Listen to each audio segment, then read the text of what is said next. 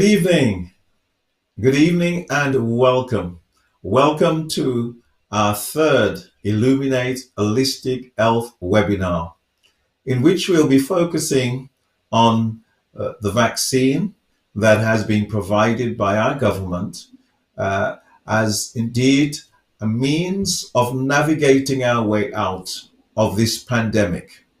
This is our third episode, as we have mentioned in this virtual webinar, in this series where it is a collaborative effort on the part of many churches and parachurches, like West Midlands Faith in Action, Rafa, Sentient, Nehemiah, and others who have together planned, reflected to have this high-level, informative conversation so that we can empower our people to make a sound decision in regards to the vaccine. It's important for us to have this, as we are so glad that you could join us.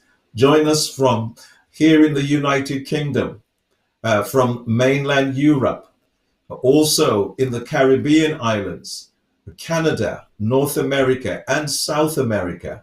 We welcome you. I'm really so very glad that this evening we have again working together Shamara Fletcher. Shamara is the principal officer at the Churches Together here in the United Kingdom, and we're so very glad to have Shamara. Shamara, welcome. Thank you, Bishop Tedroy. It's great to be here. Thank you. Thank you. Well, the purpose of... Over to you, Bishop. So glad to be here again. It doesn't seem like it was many weeks ago that we were on this platform, Shamara. Yeah. I know time is going way too quickly. Just needs to get to the summer now. Indeed. Right. So I'll let you proceed. Thank you. Okay. Thank you, Bishop. Thank you. So as Bishop has said, the purpose of this evening is to have a follow-up webinar to continue in our conversations over the last couple of months with our national virtual audience, you who are watching today, about the COVID-19 vaccines. It's going to be an informed space where we'll really have the opportunity, as we have done in the other webinars, to safely debunk some of the myths, but also speak through some of your concerns and come up with some solutions from a theological, socio-political and scientific perspective. Now, to give you some context of what's happened in the current climate since our last webinar, over the last 3 months, the UK has been in a state of home lockdown. And as of tomorrow, on the 29th of March, lockdown will be easing up slightly, so you'll be able to meet outdoors, either in a group of 6 or in a group of any size from 2 households. You'll be able to take part in formally organised outdoor sports. So for some of you who love your exercise, this will be great news. Childcare and supervised activities will be allowed outdoors for children, and formally organised parent and child groups will be able to take place. You can find out this information on the .gov website. Also, as of this week, the UK Faith Minister, Lord Greenhalgh, provided clarity around the vaccine, particularly for undocumented peoples, stating that the vaccine will be offered and made available to everyone living in the UK free of charge, regardless of their immigration status, and no immigration checks will be carried out. So if you are registered with a GP surgery, for those of you who are working on the front lines, might be running charities with vulnerable groups, you can tell them this information, that they'll be invited by the NHS when the vaccine becomes available, and they can go. Also, they don't need to be registered at a GP surgery or have the NHS number to receive the vaccine. So they will never be denied this on that basis. Also, as a means of update since our last webinar, almost 95% of people over 60 have been vaccinated. Half of all adults in the UK have received their first dose of the coronavirus COVID-19 vaccine, the latest figures show. The UK Health Services have vaccinated a total of 26.8 million between the 8th of December and the 19th of March with the first doses, while 2.1 million people have had their second dose so far. And the rollout is continuing to take place across the UK and is on track, according to the Prime Minister's target, of offering the vaccine to over all 50s by the 15th of April. And you will find this information on the .gov coronavirus information site. So this has been a momentous occasion, according to our vaccine minister, Nadeem Zahawi, who says, while the vaccines are the best way out, this is a terrible pandemic and the battle is not over yet. And tonight we're going to be discussing this pressing statement, and we're going to be hearing from a range of UK and international panelists of experts from across civic society to help us with this discussion this evening. So I'm now going to hand back over to our co-host, our national presiding bishop, Bishop Tedroy Powell. Over to you, Bishop. Thank you, Shamara. And it's interesting to note that since our last webinar that there has been some movement, Shamara, but in my view, not enough. What do you think? Yeah, I think with any of these things, there's going to be a process, there's going to be stages to development, but there's still conversations that need to be had, particularly in quote unquote hard to reach communities. So we can't stop the conversation. Indeed. And I'm pleased that there has been provisions made for those people who are undocumented, because you can imagine, I guess, the anxiety, the tension that those people may feel because they're moving, I guess, off the radar, below the radar. So I'm glad that the government is working with groups like ourselves around just to try and help everyone. And what I thought about, Shamara, was today is Palm Sunday. the beginning of Holy Week, and as I thought about it before I introduce our guest, then I thought really how fitting as Jesus rode into Jerusalem, on a colt or a donkey, as we would say, palm branches being waved and laid out before him. I thought about the significance of the palm and the byproducts that comes from that. Meaning peace. And from the palm, they produce oil, which is for pharmaceuticals and cosmetics. So there's something in that. Maybe Professor Marvin may pick up on that later. Did you think of that side of it, being Palm Sunday? As you've just mentioned that, what came to me was, on Palm Sunday, they were praising Jesus, as you said, laying out those palm wreaths, glorifying him. And then the next week completely switched tones and crucified him. And, it makes me think of even some of our frontline workers who have been out there on the front lines, putting their lives at risk. Let us ensure as a community, as a church, as a government, whoever we are in society, that we don't turn on them and that we continue to praise them for all the hard work that they've done. So I think that's a really good correlation, Bishop. Indeed. And so tonight we are really excited. We're glad, as you might hear, that we have some experts, God-given people, I'd say, who are really a tower in their field. And we're glad to have with us this evening Dr. Marvin Sanguinetti. Say hi to our audience, Dr. Marvin. Hi, everyone. Thank you very much. Great being here. Looking forward to a great time. Back over to you. Thank you. And Shamara? Amazing. And next we have Professor Webley.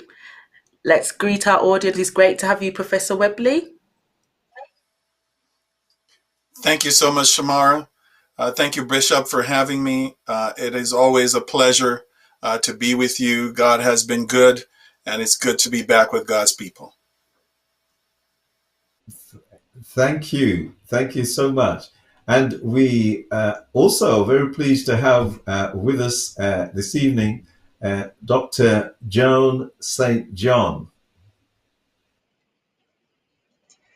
Good evening, Bishop. Good evening, Sister Shamara. Good evening, everyone. It's a pleasure and a privilege to be with you this evening. Thank you very much for having me. Back to the hosts. Thank you. It's great to have you, Dr. Joan. And we also have with us this evening, Dr. Nakvi. It's great to have you. Over. Thank you so much, Sister, and thank you so much, Bishop. It's absolutely fantastic to be here with you this evening.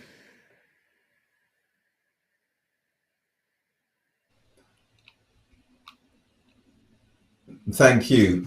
And I am really looking forward tonight to this conversation.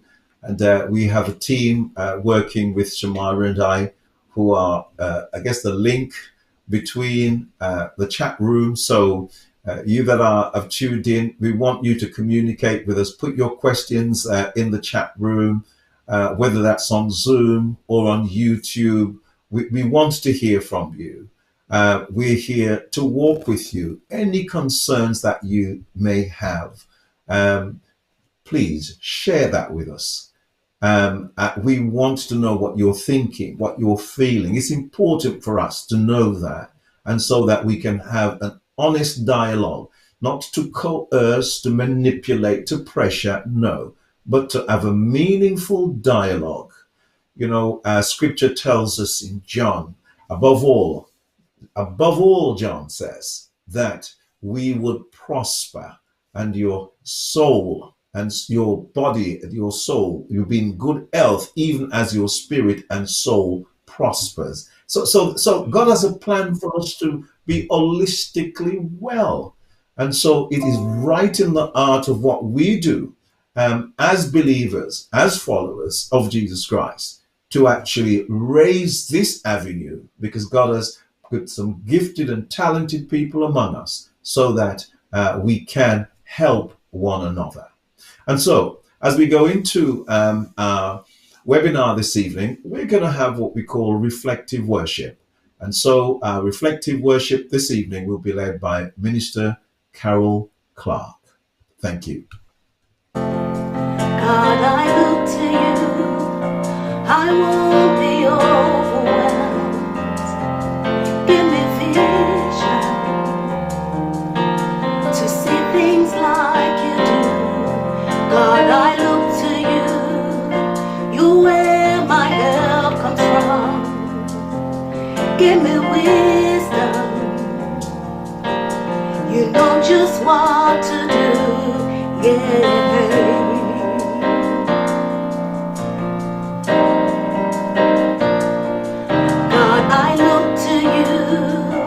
I won't be overwhelmed. Give me vision to see things like you do. God, I look to you. You where my help comes from. Give me wisdom. You know just what to do. Yeah.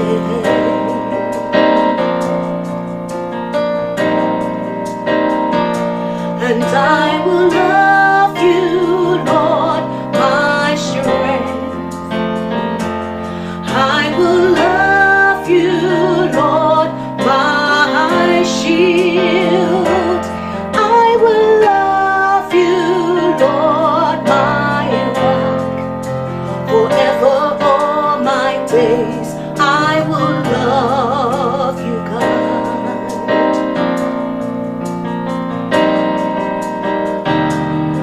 God, I look to you. I won't be overwhelmed. Give me wisdom to see things like you do. God, I look to you. You where my help comes from. Give me wisdom. You know just what to do. Yeah.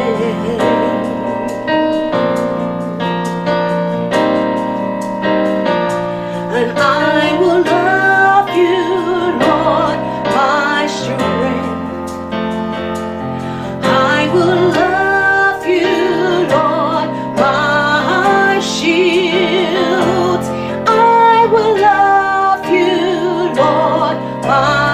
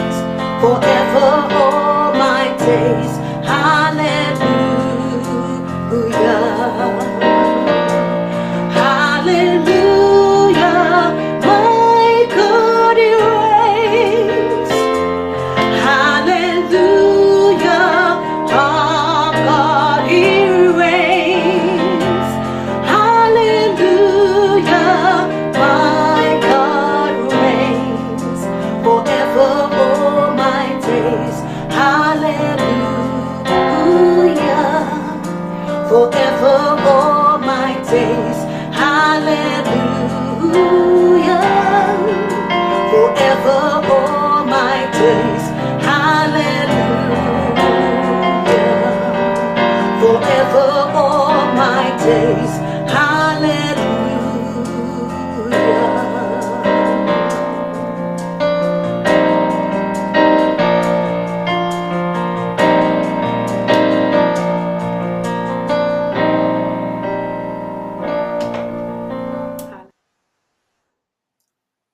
Thank you so much for that amazing worship, Minister Carol Clark.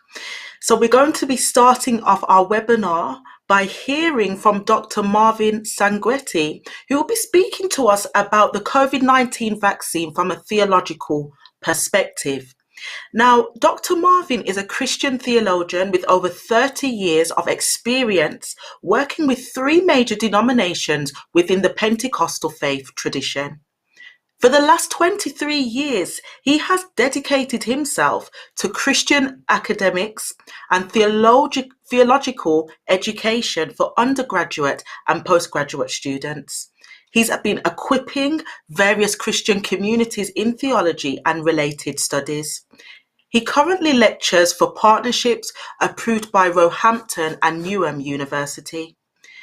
Now, Dr. Marvin earned a BA Honours in Theology and Religious Studies from Roehampton University, an MA in Biblical Studies from Himthorpe College, University of London, and completed his PhD doctoral research in hermeneutics undergirding Trinitarian monotheistic nature of divinities during the Second Temple and New Testament periods. Wow, interesting. We'd have to hear more about that one day. Now, Pastor Marvin also pastors a small fellowship of believers, the New Life Apostolic Ministries International, since 2001. And he loves reading, gymnastics, and meeting people. Thank you, Dr. Marvin. Over to you. Thank you, Shamara. That's was a great introduction, and just want to say hi and hello to everyone. I will start this theological reflection with a response from social platforms from a friend of mine who has given me permission to share this. His name is Quartz Francis. I spoke to a saint back in January, and she had mostly negative things to say about the vaccine, stated that she would not be taking it. 2 weeks later, she was ventilated. I spoke to her a couple of weeks ago after being discharged to rehab, and her views on the vaccine has altered, but she stated, "I wish our pastors would give us some instructions in regards to the vaccine." This proved, Court says, to me how much pastors are very much looked up to and how heavy the responsibilities are. A theological reflection deals with matters of theology. And as a reader of the Greek New Testament, theology simply comes from 2 Greek words, theos and logos, and simply means God talk. Theological reflection, as it relates to the vaccine, has been very sparse in the literature. I will choose 2 historic examples of Christian responses to epidemics and pandemics in order to chart the trajectory of my contribution to this webinar. Number 1, according to Dr. Clive Pearson, Senior Research Fellow at the Center for Public and Contextual Theologies in Canberra, Australia. In his reflection on Martin Luther is the German theologian who started the Protestant Reformation October 31st, 1517, what is generally looked upon as Halloween. And in his reflection, Dr. Clive Pearson says of Martin Luther, in regards to the bubonic plague which struck Wittenberg in Germany in 1527, he said, and I quote, "In a manner that might anticipate the anti-vaxxers and those who protest against mask and social distancing, Luther takes to task those who are much too rash and reckless, tempting God and disregarding everything which might counteract death and the plague. They disdain the use of medicine. They do not avoid places and persons infected by the plague, but lightheartedly make sport of it and wish to prove how indent they are. They say it is God's punishment. If he wants to protect them, he can do so without medicines or our carefulness. This is not trusting God, Luther says, but tempting him. God has created medicines and provided us with intelligence to guard and take good care of the body so that we can live in good health. The second point I want to raise in relation to the theological reflection in response to the vaccine, I want to talk about briefly how early Pentecostals responded to pandemics and epidemics. And particularly, I want to point out the 1918 Spanish influenza. Between 1918 and 1919, it affected an estimated 500 million people worldwide with what is now known as the H1N1 virus. 50 million people died as a result. 675,000 in the United States alone. And this Spanish influenza, in terms of the response from Pentecostals, was published in the Christian Evangel. Now, the Christian Evangel was an early 20th century Christian paper that documents events with regards to Pentecostalism. Now, I want you to think about how Pentecostals are responding with the backdrop of what we now know as the Azusa Street revival, 312 Azusa Street. So there is what we would call, and I'll explain the language, there's what we would call a pneumatological explosion. There is a move of the Spirit. And in the backdrop of that, that was 1906 all the way to 1914. And then with that backdrop, we have the Spanish influenza. I quote from the Christian Evangel, the assemblies, the heading, the assemblies closed. Here in Springfield, all churches, missions, etc., included the assemblies are closed because of the scourge of the Spanish influenza that is raging in the town. The way to our loving Father's heart and the way to his hearing ear are still open, and we are finding it a splendid opportunity to devote our additional time to prayer for our, to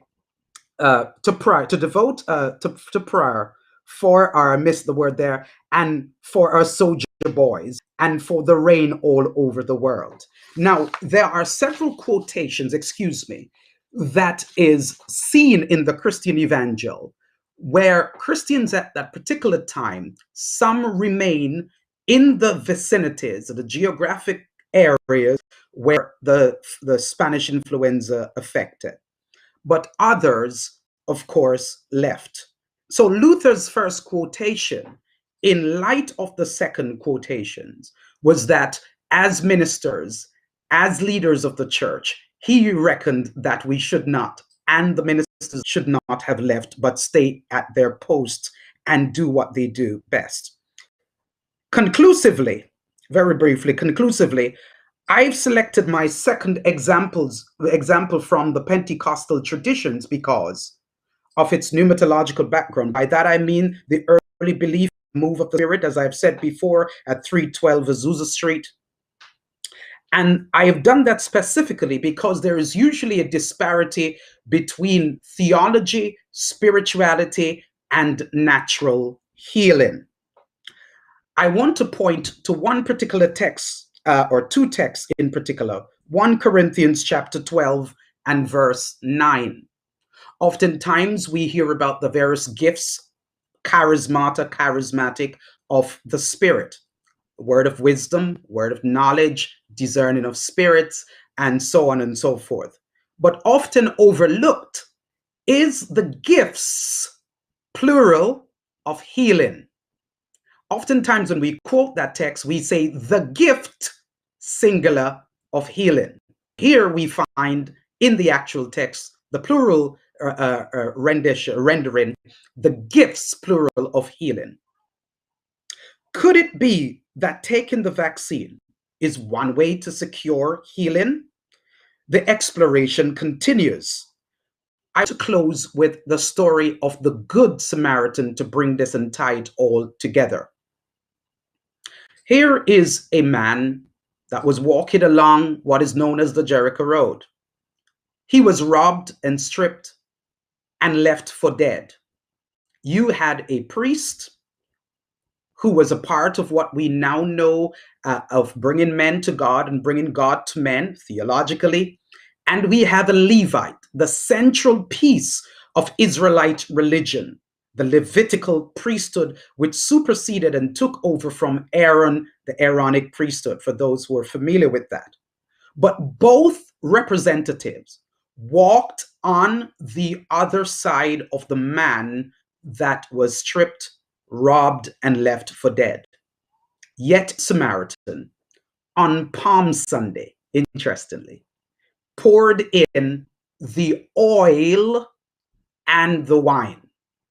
Could it be there should be a balance between what we now know as the gifts of healing, both scientifically and theologically?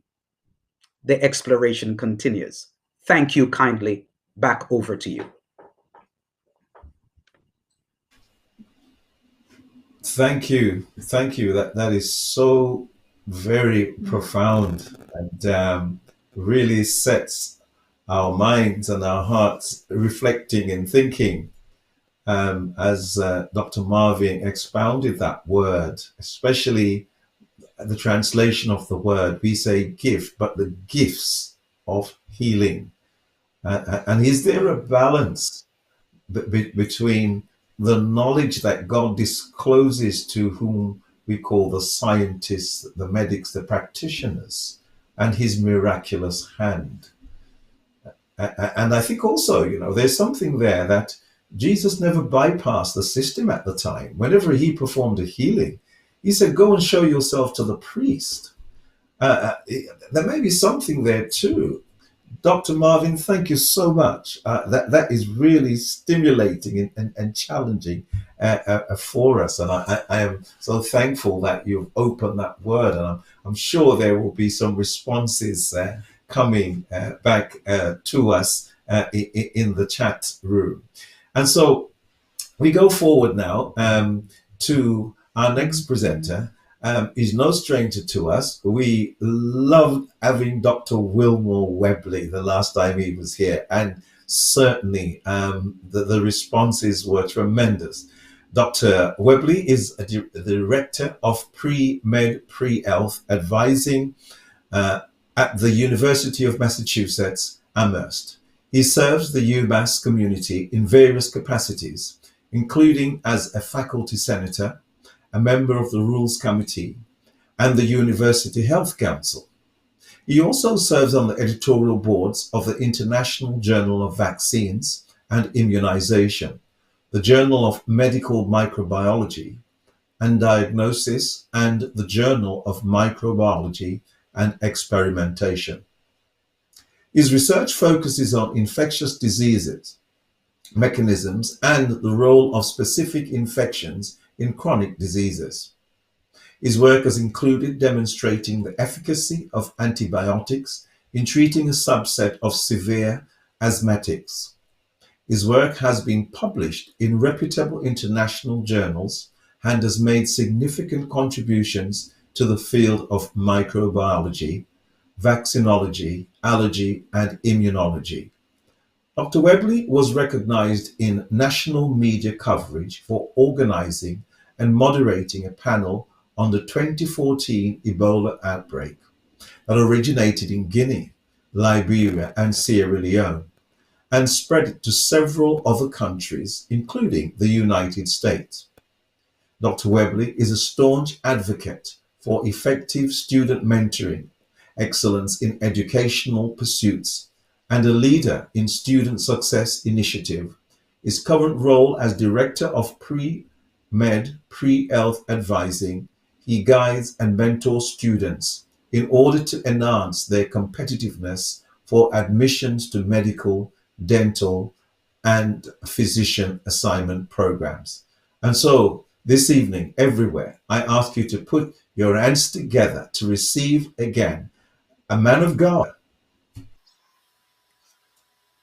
Bishop, thank you so very much for having me. Thank you again, Shamara. It's good to be with all of you. It's always good to be on this platform to talk with the people of God about things that we need to be thinking about as we navigate this global pandemic.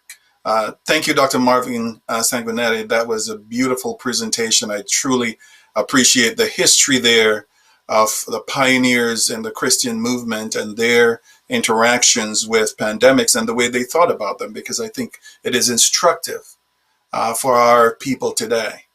I'm just going to share my screen with you as I walk through a few of the things that has transpired since the time I was last with you. And I'll go through these quickly so that we, again, I just want to make clear that when I do this, I use slides because I want to make sure that I'm true to what I'm saying with the signs. I have no intellectual property interests in any of the vaccine products that we will discuss this evening. And I also am not here with the primary purpose of convincing you to take a vaccine. It is my hope that what I will say will be able to guide you to understand the science so that you'll be able to make this choice of your own will, but with good information. I think a lot of times people are making decisions about vaccine or no vaccine without the benefit of scientific information. And that is the worry that I have. And that is why I continue to spend my time on these platforms, because I think it's absolutely important that we think about that. Now, I want to start off with something that I think is important to just get up front, that as people of color, that many who are watching are, and people who find themselves minority individuals, the BAME people in the UK, African Americans and Hispanic people in the US, we have a history with our governments practically using minority people as guinea pigs for experimentation. And in my opinion, a lot of the people who have not taken the vaccine have not done so because they're anti-vaxxers, but have not done so because they're vaccine hesitant. And there's a huge difference there. And vaccine hesitancy can come from a lot of places, but I think among them are studies like this one that was carried out in the US, a 40-year study, not carried out by some local rogue physician, but by the US Human Health and Services Department in Macomb County, where over 600 African-American men were placed into the study to study congenital syphilis and see the endpoint of untreated syphilis in the population without having revealed to these men what was going on. And as a result of that, many of these men died, many of their wives and their children became infected with syphilis, and they were actively prevented from getting penicillin when it became widely available in the 1940s to treat their syphilis infections. This went on for 40 years, and this has left people reeling. It is out of that that we now have policies that mandate that you do have an institutional board review of every study that involves human, no matter how simple you might think it is. But when you add to that people like Dr. Marion Sims, who is known as the modern father of gynecology, and when you look back and realize that the procedures that he pioneered were actually carried out on African American women without anesthesia, so that we could have the current findings that we have.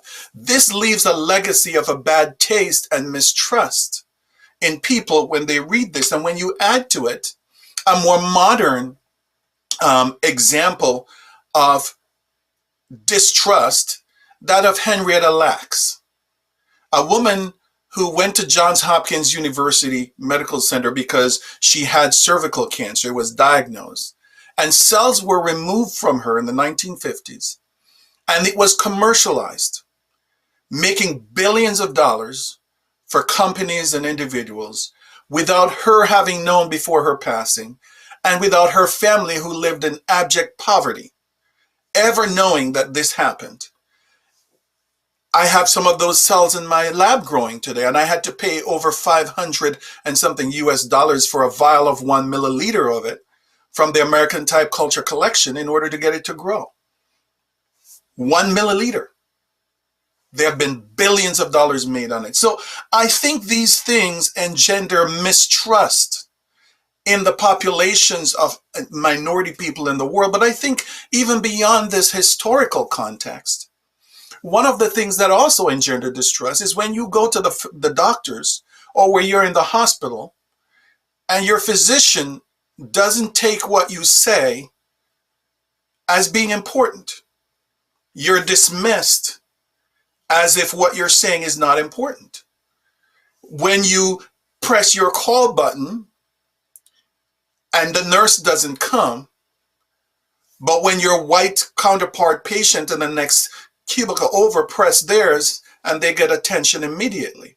All of these things leave this sense of distrust in the community. And at the same time, it is important that we notice that we're in the middle of a raging pandemic where you keep getting new cases at a rate that is unacceptable, and you keep having deaths, and any death, even one person, is unacceptable.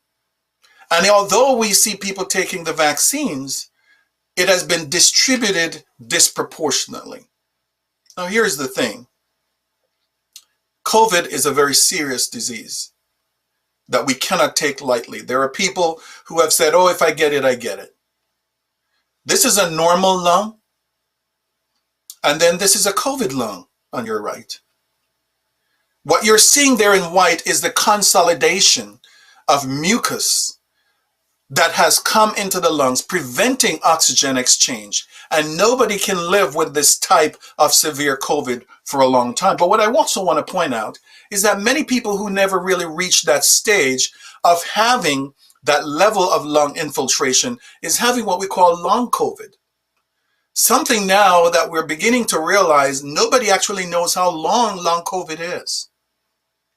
But significant proportions of patients who have recovered from COVID, even those who have had mild cases, continue to have fatigue, continue to have memory issues. In fact, a study came out last week that indicated that 85% of people with long COVID have some neurological or memory issues coming as a result of that. People have issues with shortness of breath and with depression, with not being able to walk up the stairs. These things will continue. The other thing we're seeing people developing gangrene. You see, our thought about COVID many times is we think about mortality without thinking about morbidity.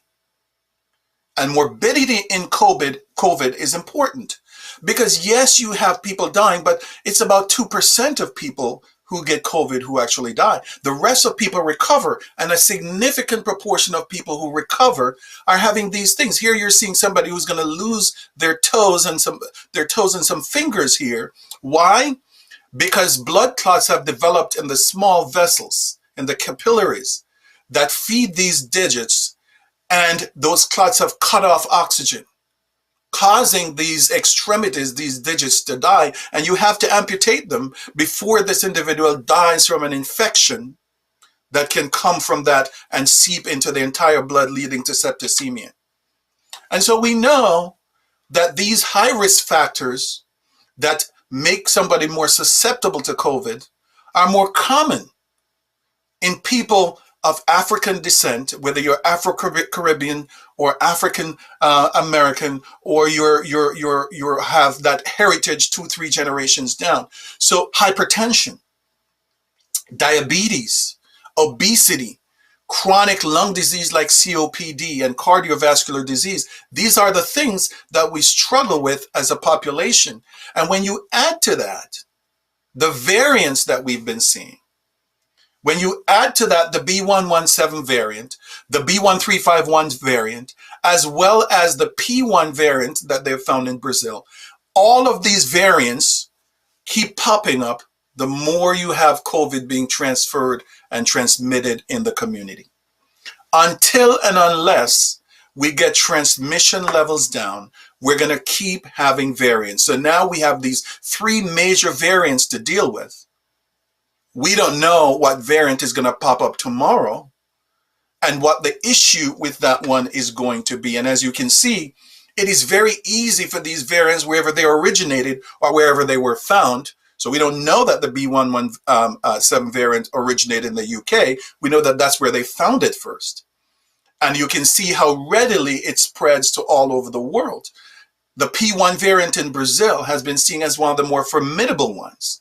We also see the 315, the B1351 variant from South Africa spreading all over the place. We have it here in the US, you have it there in the UK, spreading through the EU. And if we're not careful, we're going to get another wave of a new variant that has escaped the convalescent antibodies that we've built. So here is the B117 variant. And this is actually where it started in the UK. And you can see that almost immediately, the numbers of hospitalizations and deaths went up precipitously. We don't want another strain of that to take over. And I want to show you why this is so important. In Manaus, Brazil, I don't know if you've been following what is going on there. They did a study there in October of 2020 last year, where they found out that over 76% of the people in that city had become infected with the COVID-19. That's the original B strain of the virus that came out of Wuhan. And so at that time, they estimated that in order to reach herd immunity, you needed about 67-70% of the people having been exposed or vaccinated. So they thought, and everybody was talking about this, that people in Manaus were well off. They were good because now they had gotten so many people infected, and the numbers actually played that out. The numbers went down significantly. But then something happened. Not only did the COVID hospitalization start going up, but the excess deaths started going up again. And you can see how steep that curve is. And the question is, what happened? Well, what happened was this P1 variant. At the moment that they found this P1 variant, they realized that everything started going back up. Hospitalizations and deaths started going back up. Why? Because this variant was able to escape the neutralizing antibodies that these individuals had to the original strain. And as a result of that, they were now having all of these excess deaths. And that is actually happening right now in Brazil, where they're again digging mass graves. They're again having people, many of whom were already infected with the original strain, now infected with this. And so the thing I want to explain to you is the way your immune system works overall. Your innate immune system, we have two arms of our immune system, the innate and the adaptive system. The innate system is what kicks in initially to protect you from any infection, not just COVID. That system is designed with an antiviral response in it called type 1 interference. In other words, once a cell becomes infected with a virus, because of the viral nucleic acid, it triggers the rest of cells to tell the body that this is happening. And the body responds by sending out innate cells that control the infection so that the viral load goes down. And by that time, within 2 weeks, your adaptive immune response comes in. It is the adaptive immune response, though, that has a memory. And that is why vaccines work. So people say to me, I don't want to get this vaccine because my immune system, God has created me with a good immune system and that should protect me. So what I want to explain to you is that it takes about 10 minutes from the moment one of the COVID viruses attached to your cells for it to get inside of your cells. 10 minutes. Within 10 hours, that one viral particle is pushing out 1,000. It takes your adaptive immune.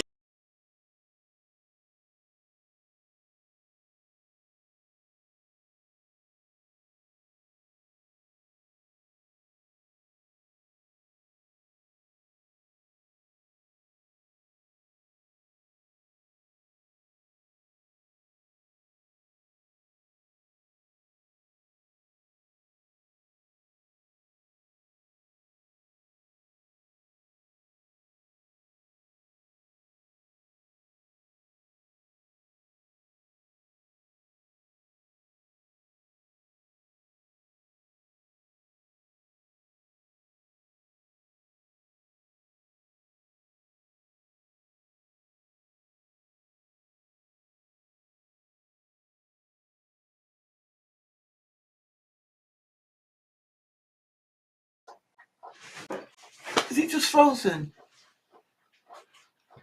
Has that been come on yet? Has that been come on yet?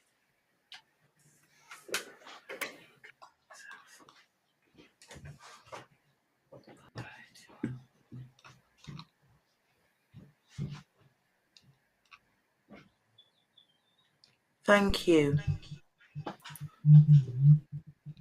Thank you so much for that.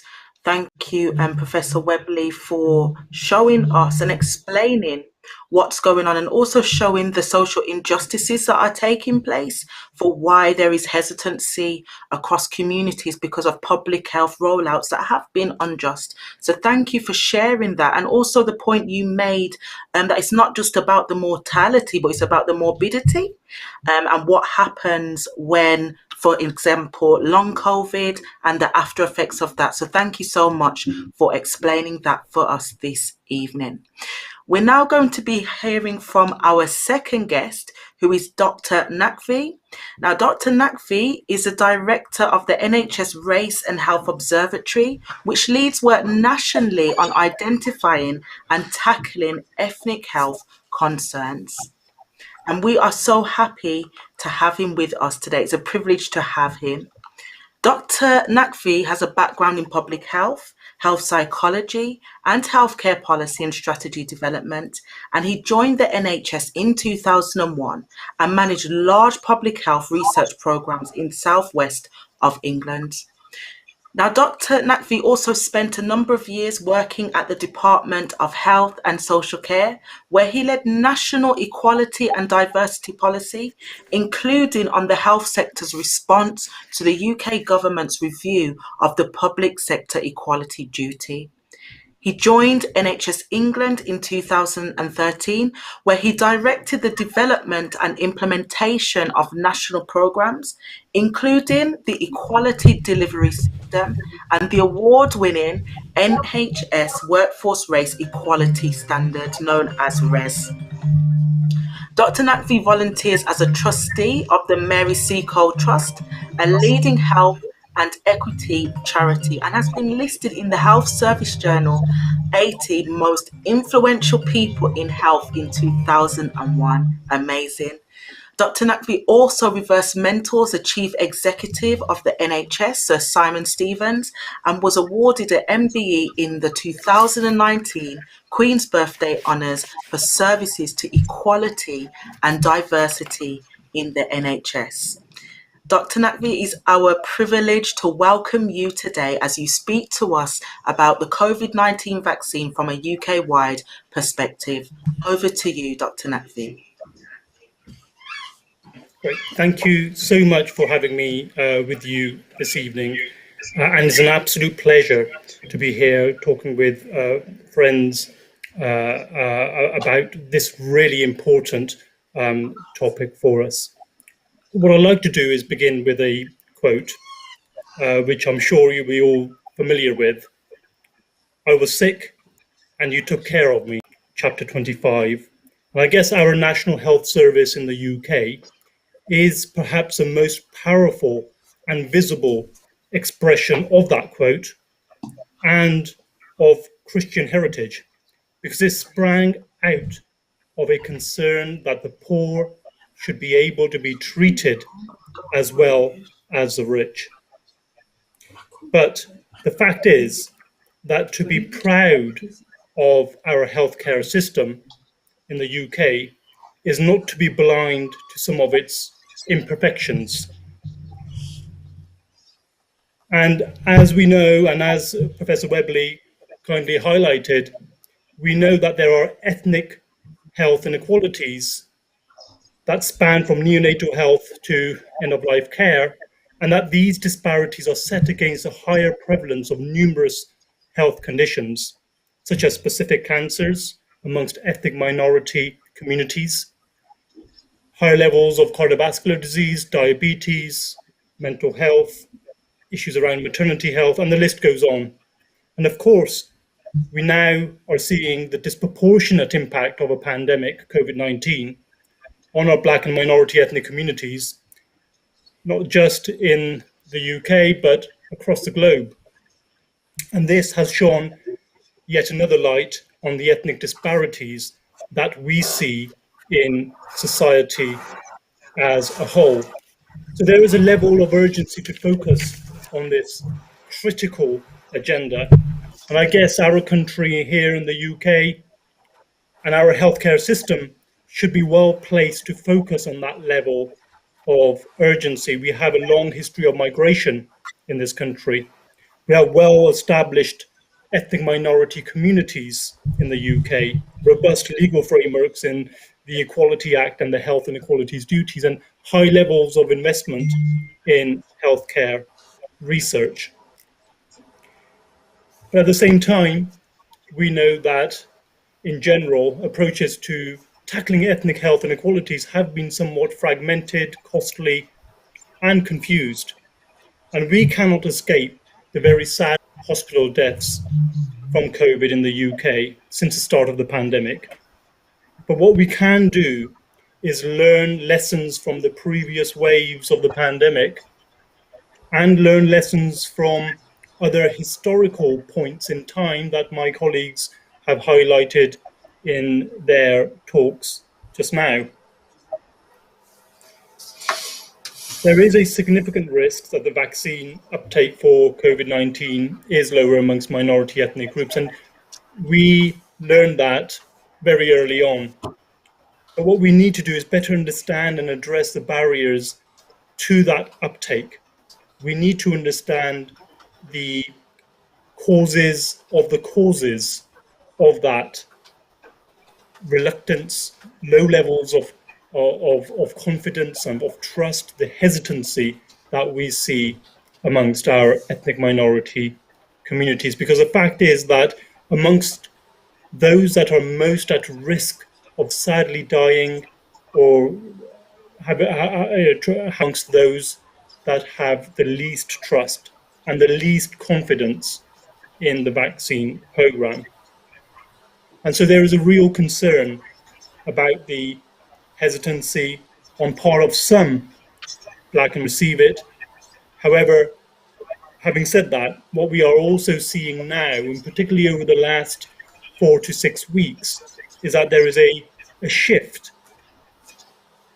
involving community leaders, faith leaders, in the way in which the health service in the UK itself is administering the vaccine program to overcome that level of low trust and low confidence and that hesitancy.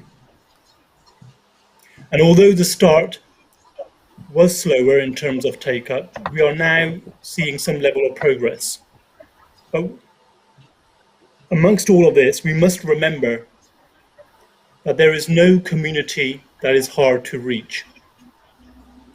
There is a need for resourced, tailored communication and engagement to be done nationally and at local level, and this includes translated community, information in translated community languages where appropriate, utilizing bilingual local authority, health, social care staff and volunteers in each local borough and area. We need to look at having even more diverse community-based sites as vaccination hubs and vaccination centres. So alongside the banqueting halls and the sports venues, the local authority council, temples, mosques, synagogues, and black churches. And these are all accessible venues and should be utilised to roll out the vaccination programme, to increase the level of trust and confidence amongst our diverse communities in the vaccination programme. Within the NHS Race and Health Observatory, we have produced an infographic that highlights the key things that leaders within healthcare and within local community need to be doing in order to raise the level of trust and confidence in this level of inclusion and diversity that we need within the vaccine program, and are adopting comprehensive local messages and approaches that give communities a voice and the necessary resources to put ideas into action. And just as my friend Professor Webley has highlighted, the effects of injustices such as racism, discrimination, historical unethical research and interventions, as well as, of course, the fake news, the fake information that's doing the rounds, appears to be impacting upon some groups. But this is about trust. And if you think about mathematical equations, trust is about truth times by consistency times by the length of time. We need truth told to us in a consistent way over a period of time. That will lead to trust. And at the same time, we must remember that it's not just our Black and minority ethnic communities that are showing a level of mistrust and low confidence. And of course, they should not be demonized for the approaches that have not included their voice or perspective to date in the health programs that we are seeing.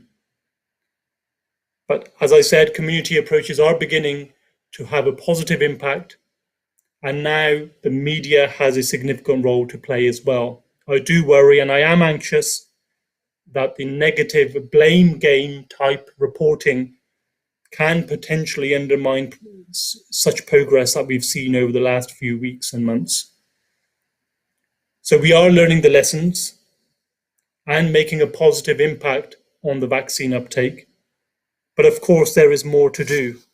But with that level of trust between the promise of our ideals and the reality of our time, and that reality does include the discrimination, the low levels of trust and confidence, and the disproportionate impact that we are seeing with regards to the COVID pandemic. Back to you, Bishop. Thank you. Thank you so much, Dr. Nagvi, for very lucidly, in a clear and a concise way, articulated the work that is being done so far.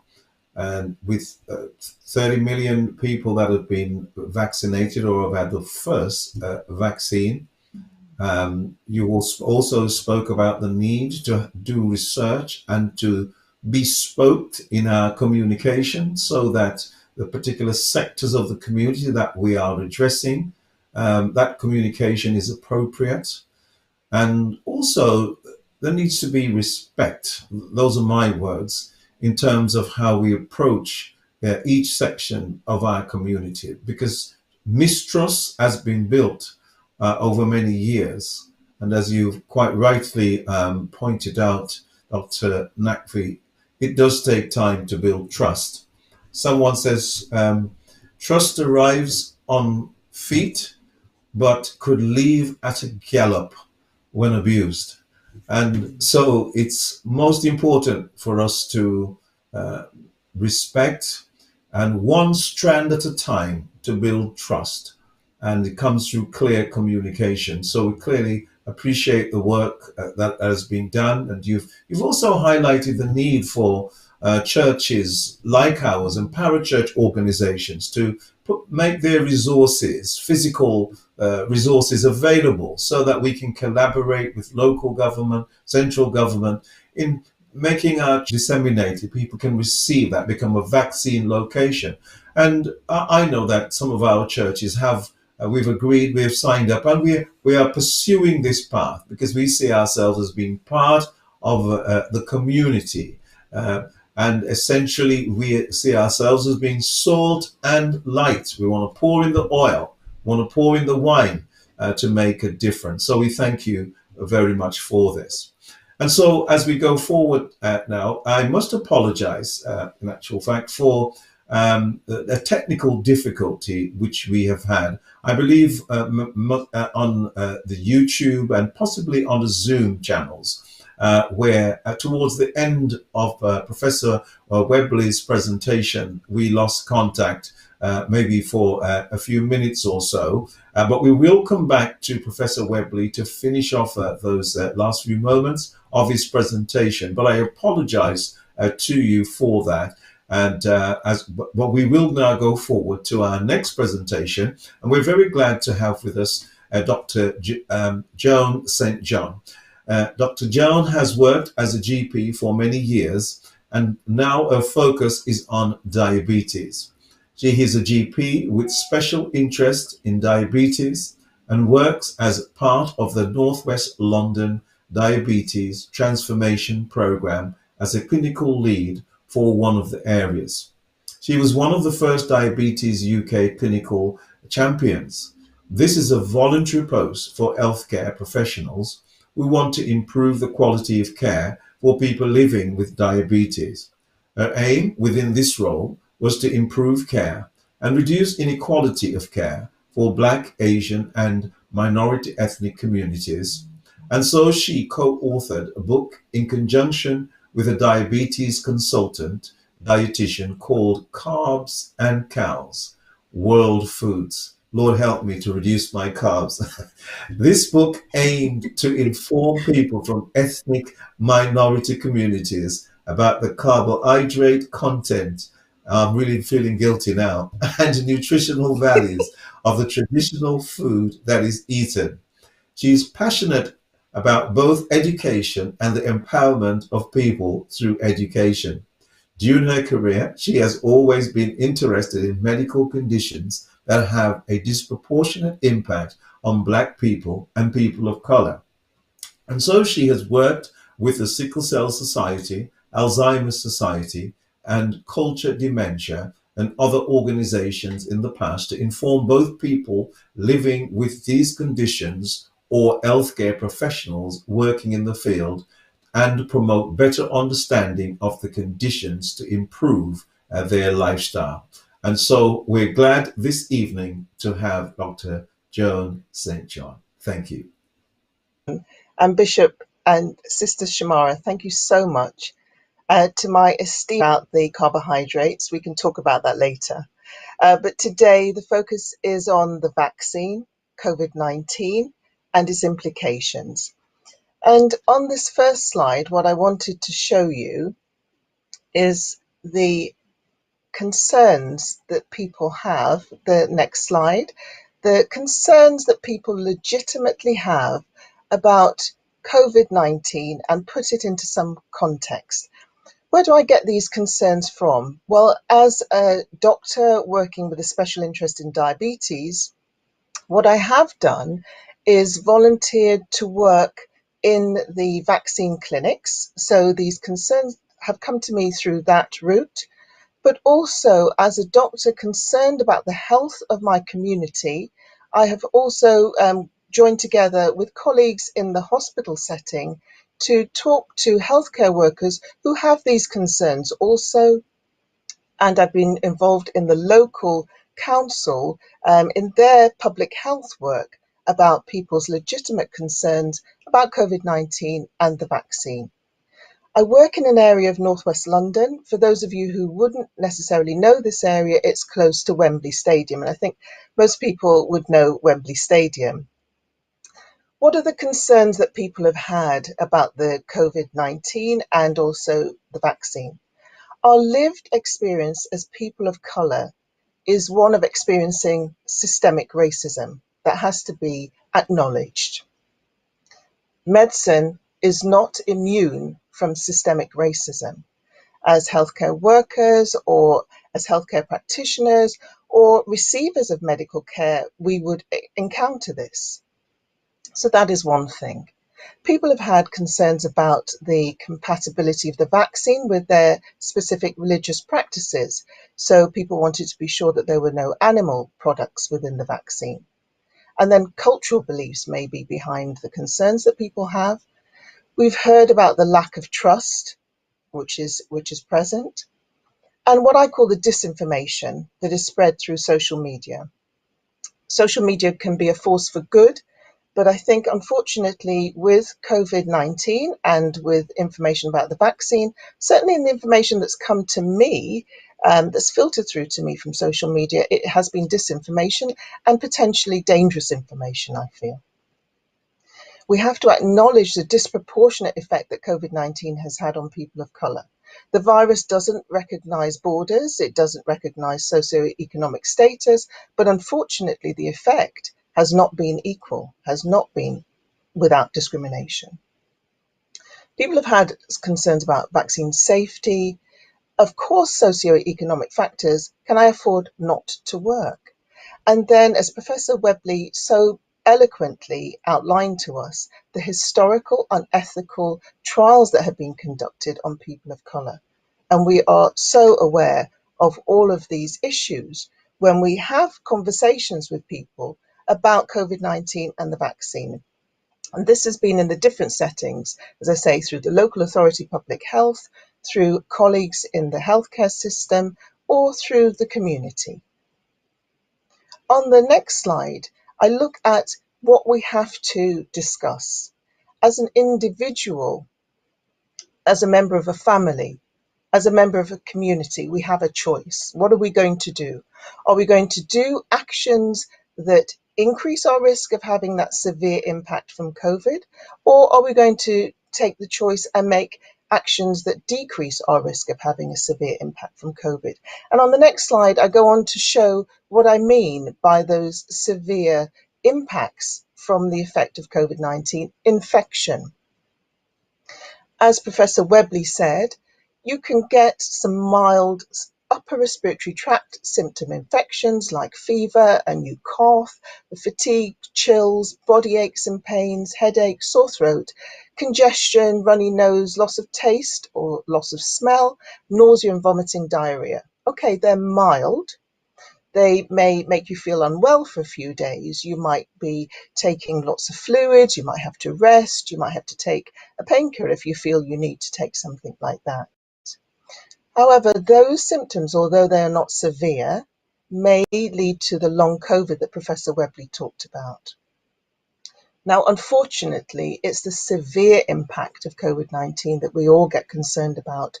Those people who suffer shortness of breath or have trouble breathing or experience the respiratory effects, so rapid breathing, difficulty breathing. Breath is so important to us. A fast heart rate, dizziness, raised blood pressure, or the hypoxia, which is the low oxygen levels.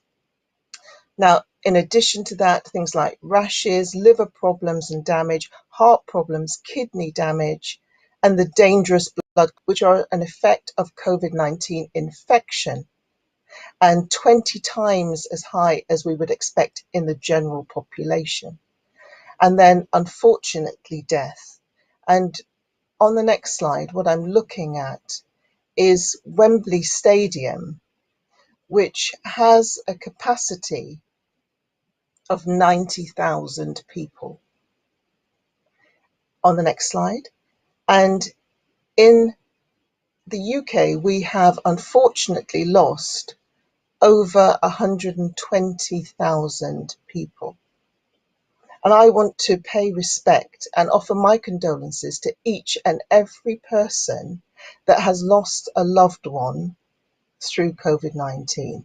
In my family, we have been devastated by losses from COVID-19. And also, unfortunately, a relative of mine suffered the clot and had a stroke, and that person is only in their 50s. So I want to pay respect to each and every person who has lost a colleague, a friend, a loved one, a family member, a neighbour. In the US, the deaths have been over 500,000. Worldwide, the deaths have been over 2.7 million. So we could fill in the UK Wembley 1.5 times and more in the deaths that we've had. It is a serious condition. So the next slide, I want to show you a woman that I'm very proud of, Dr. Corbett, who's been involved in the Moderna vaccine. We don't yet have this in the UK, but it is on its way. I think it's important to see the people who were involved in actually forming these vaccines, doing the preparatory work towards these vaccines, and this has been going on for many years. So it's important to see people, I think, that look like us. I talked to you about the hospital work that we've been doing with colleagues, and what we are is called trusted messengers. And what makes a trusted messenger? Well, it helps if the person who's giving you that message looks somewhat like you, someone that you could recognize, that could be in your family. So I wanted to share this with you.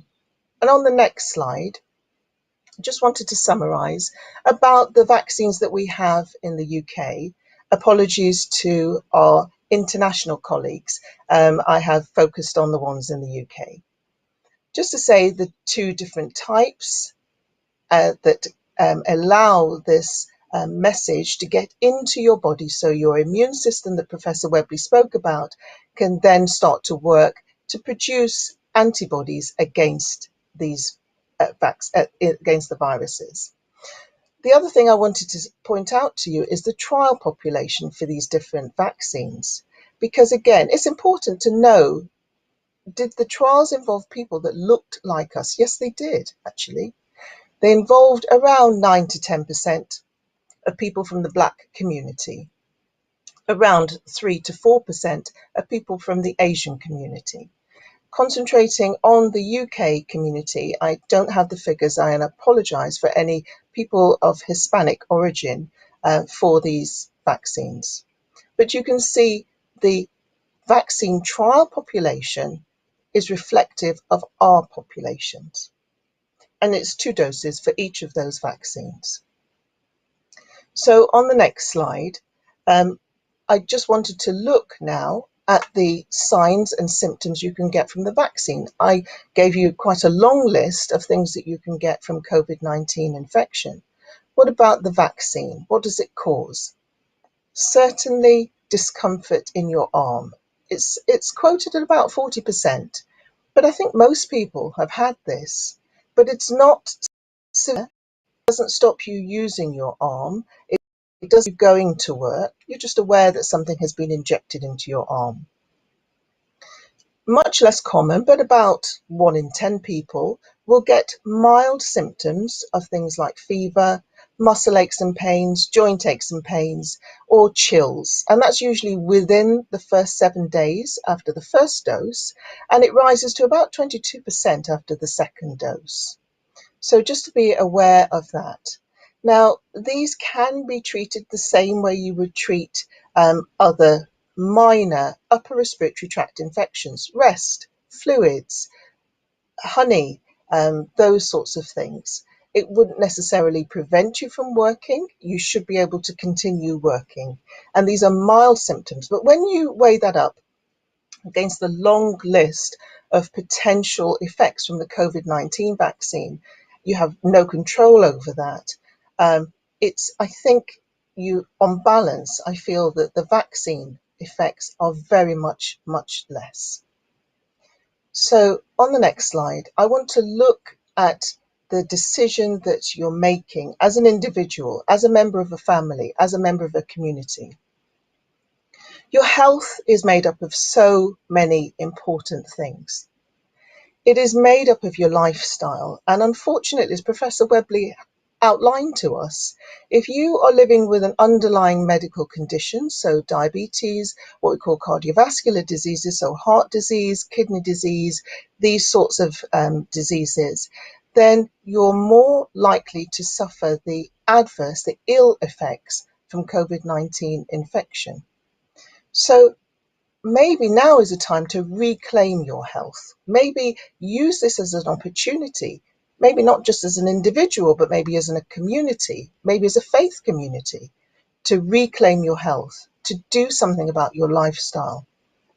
We are more likely to suffer from these conditions. What can we do about it to live healthily with it? Because that, I think, is always the aim. How do you live healthily? So medical care is one aspect of it. And I think we have to, what we call, build back better. The medical system has to recognize that not everybody is the same.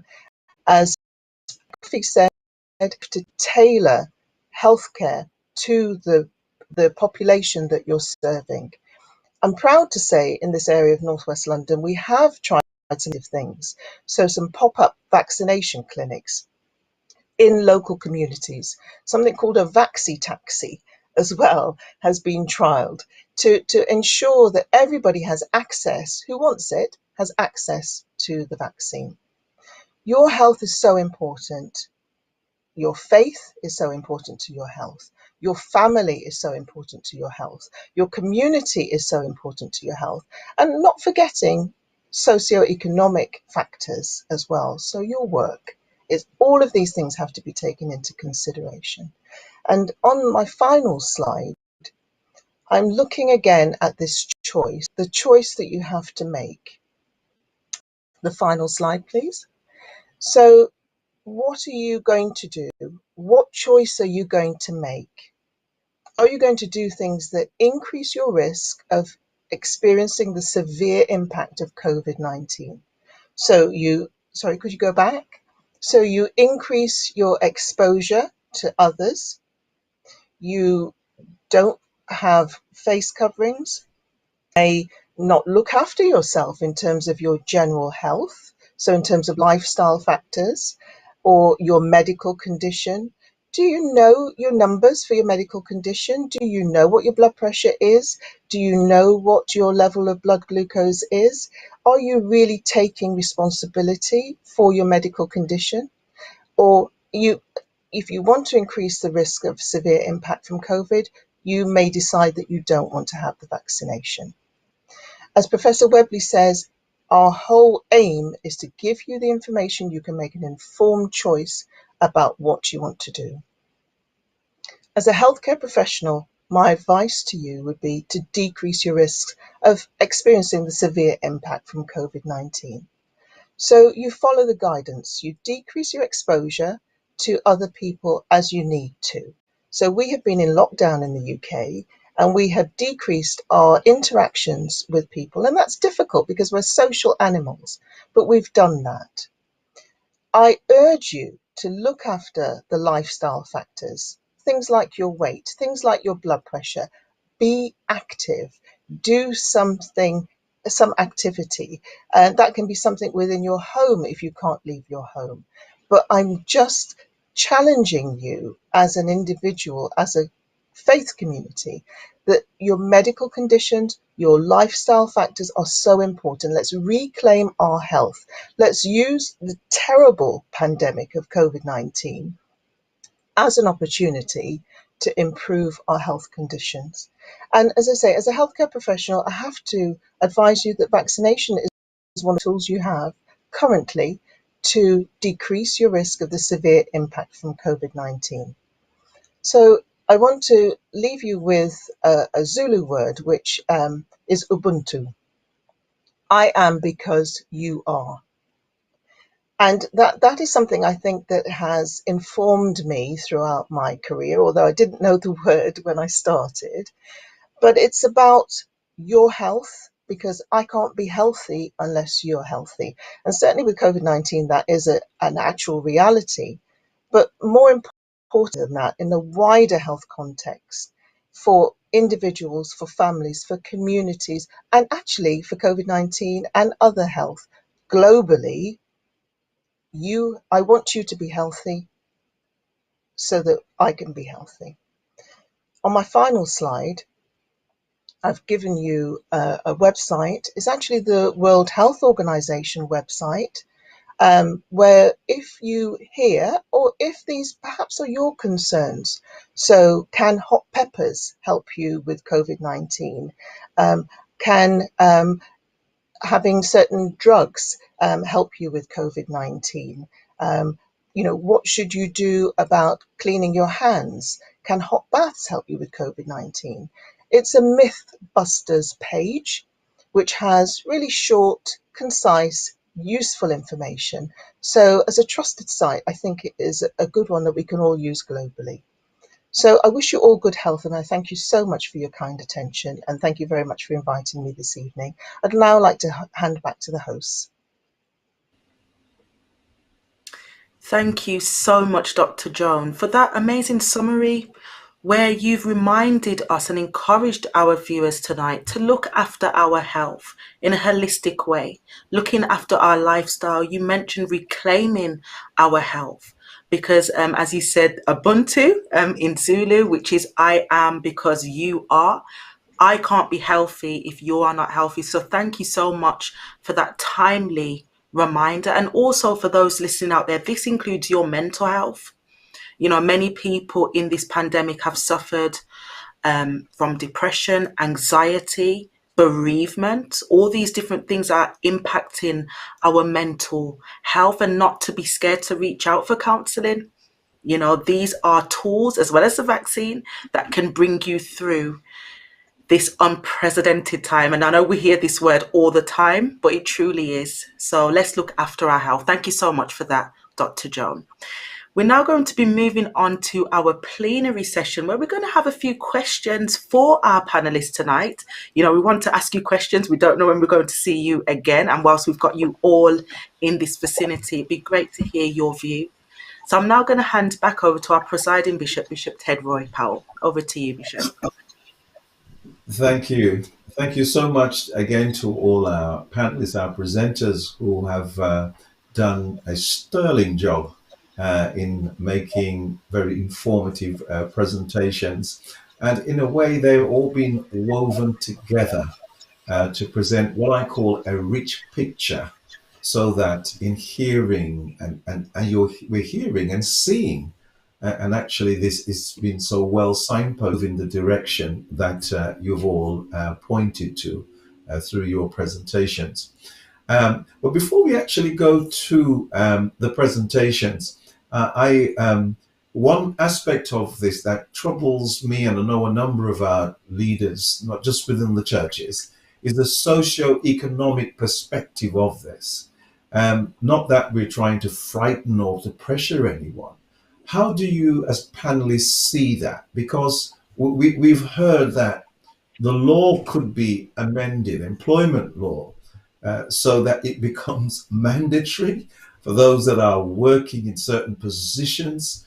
Care homes, for example, that's what's been on the headlines now for the best part of 2 weeks, should take and must take the vaccine.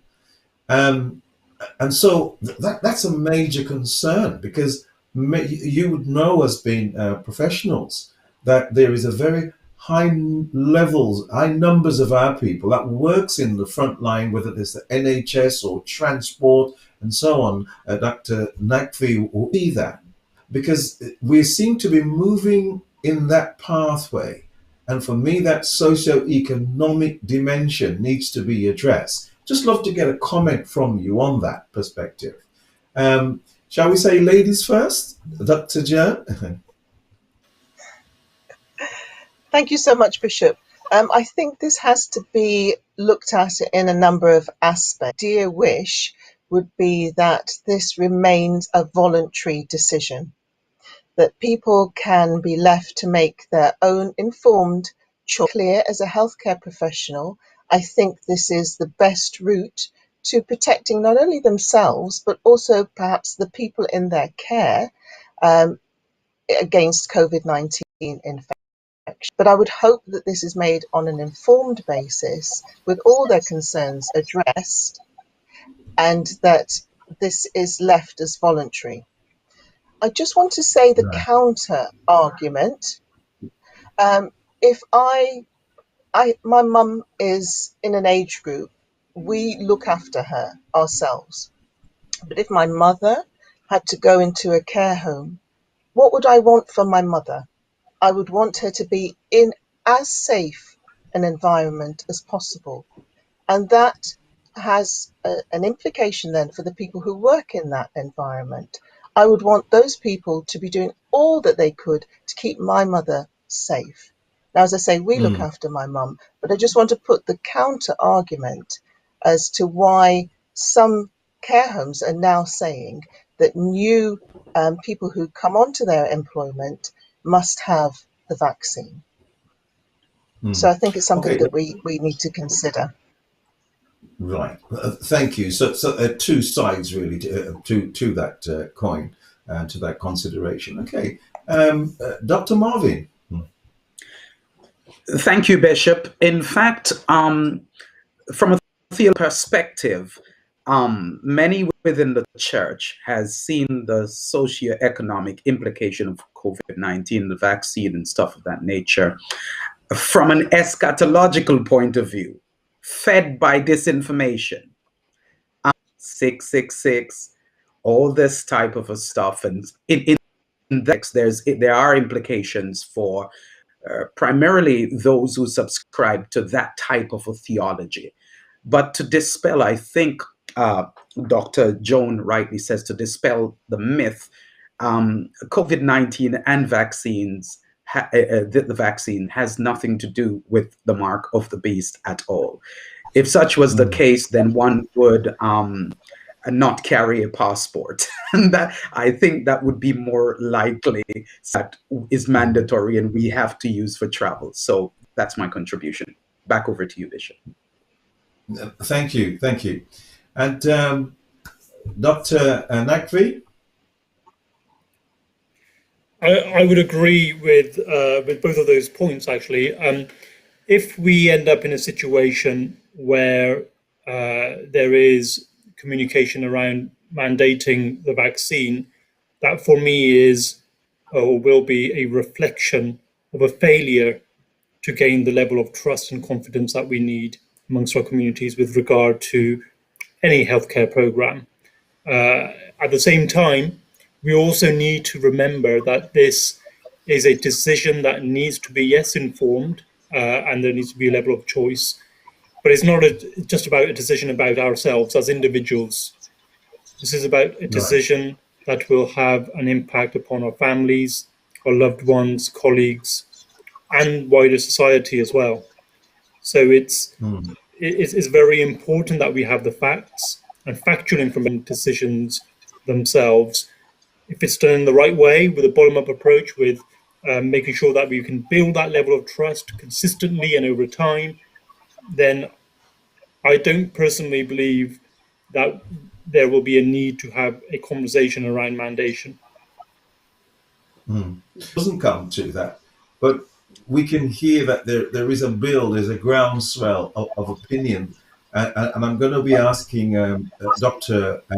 Wilmore to actually comment on that, because given the level of concern that there is from a historical perspective, and yes, there's often those around me, and yet there's this pressure, the socio-economic pressure. It's a triad of forces that one would not really want to be in the midst of. Dr. Webley, how do you see that? And then Shamara will comment after. Thank you. Bishop, it's only a crisis like this, like a global pandemic that is so deadly, that could put us in this position where these choices are on our table. And I agree with Dr. Nakvi and Dr. St. John, where people are forced to take a medicine. Like any other medication, vaccines should be something that you were able to discuss with your family and that you take as a matter of choice. However, it is not out of the realm of possibility that an employer who is scared might say to their employees, if you're not vaccinated, you can't work here. We see that now in US hospitals for the flu, for influenza. You're not able to work in a hospital setting if you're not vaccinated against the flu. And unless you have a medical exemption, an allergy to something in the vaccine, you're not given an exemption. On the next side of it, a lot of the people who are most affected by to protect them and negotiate on their behalf are the very people who are most mistrustful of government and vaccination. These are the people who have very healthy levels of distrust, have lots of vaccine hesitation. And so, in my opinion, what really needs to be done is that people need to stop saying that, oh, this group of people don't want to take the vaccine. I think what needs to happen is that more effort needs to be put into going ahead and giving the right messaging, as Dr. St. John has said. Dr. Nagby actually reiterated, giving people the right messaging, reaching them where they are, explaining this to them over and over and over again until they actually get it. This is a learning experience for a lot of people. A lot of people before vaccinated their children without giving a lot of thought to it. And that was even after Dr. Wakefield's memorable paper that changed the anti-vax landscape, not just for the UK, but for the entire world. But I think what needs to happen now is that in earnest, the NHS, here, the CDC in the United States, and the WHO, everybody needs to come together with a concerted effort to ensure that people have the right set of information that they can make informed decisions about which way to go. Otherwise, you're going to have pockets of people who are not vaccinated, and those pockets are going to become community pockets, where you're going to have a neighborhood that's mostly white, where they have reached herd immunity. 80, 90 something percent of the people are vaccinated. And juxtaposed to that are going to be communities of color where only 50% or 60% of the people are vaccinated. And what's going to start happening is that people are going to start pushing their mayors and their members of parliament and other people to say, we don't want those people over here to shop in our supermarkets or to come to our schools or you name it, because they have a lower level of vaccination. And see, they're having infection outbreaks in their communities. We're afraid that this is going to push us. And then what you have now is that the socioeconomic, Bishop, overlaps with political, and that changes the equation very, very quickly, and not in the favor of those who are most affected. Indeed, Back to you, Bishop. Indeed. Yeah, thank you so much. So really, thank you, Shamara. Thank you. Thank you so much for that, Professor Webley. That was just such an amazing breakdown. I'm sure our audience will have a lot of food for thought in, digesting what you've just said. Thank you. We actually now have Mayor Marvin Reeves from Bristol, the Bristol Mayor, here with us. And Pastor Errol, who is leading our technical team, is going to bring him in right now for us to hear from a socio-political perspective. Thank you. Go ahead.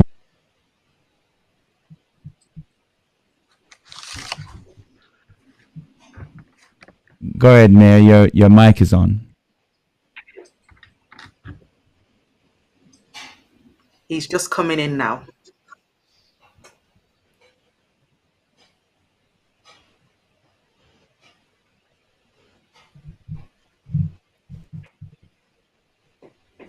If you can hear me, go ahead. Your mic is on.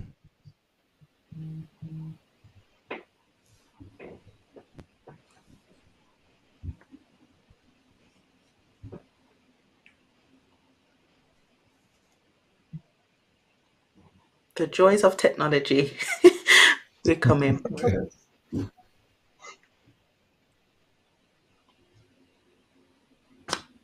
Okay. Right. It seems as though there might be. Okay. Okay. Okay.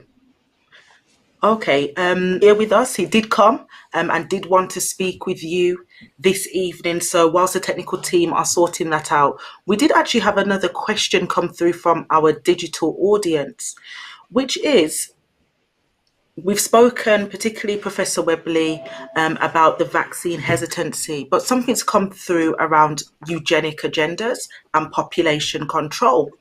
And one of our viewers has said the World Health Organization, which they believe is funded by Bill and Melinda Gates, have said, the vaccine should be rolled out in places like Africa or quote unquote developing countries. Do you have anything to speak into that around eugenics and population control for those who might have some concerns around that?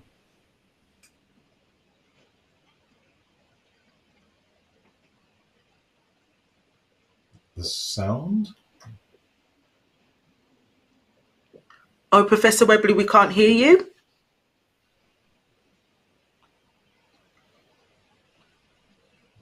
Me? Perfect. We can now. Can you hear me? Okay. I was saying that for the people who say this, they have essentially associated Bill and Melinda Gates with not wanting people of color to be around. And this couldn't be more. Billions of dollars over numerous years before this pandemic came around to lower the cost of medication, to stand up studies and to fund research that goes to benefit people in Africa. So I'm not surprised that Bill Gates would say that they want thanks. people in these countries. First? I'm not surprised that they would say they want people in these areas to get the vaccine first, because they wanted to protect people in these areas, knowing that they are at increased risk. So the notion that they are saying this because they want people to die would also assume that the vaccines weren't created to protect us, but created to harm us.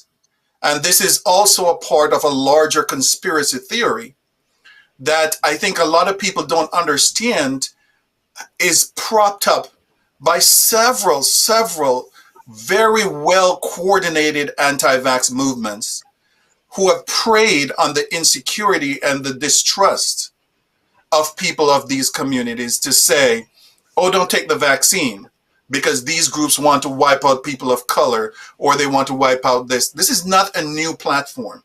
They said this about HIV. They have said this about most new infections that have come up that we're trying to get treatments for. And that is why we bring the science. That is why in my presentations, I try to show the scientific underpinnings of why you make a vaccine, how a vaccine works, so that people can look and say, well, this can't be true. If this was true, the regulatory organizations would have figured this out. If this are, as I showed you in my presentation, over 400 and I think now 456.8 million people worldwide have been vaccinated. Vaccines were causing death or any other adverse events that are unwanted. We would all know about it because we would see the excess deaths in every area where these vaccines are given. And if that was the case, we wouldn't have people who are vaccinated getting pregnant and having babies. We wouldn't have people who are vaccinated being alive. I've been vaccinated. I'm happily walking around. So have many people out there. So I think it's important that people look for the truth and not be too quick to get these types of information, especially from social media. Back to you, Shamar. Thank you. Thank you so much for that clarity, Professor Webley. I'm going to hand now back over to Bishop Powell, and I believe Mayor Marvin is with us. Yes, I do believe he is Shamara, but I think there are some technicalities where he is heard on the Zoom platform, but he's not being heard on our platform, on the YouTube one. So I received a message to say that he was heard on the other platform, so I'm not quite sure what's transpiring, but we could try again. And Apostle Errol, sir, can you make this happen for us? Try again for us, Mr. Mayor. Thank Try you. again for us.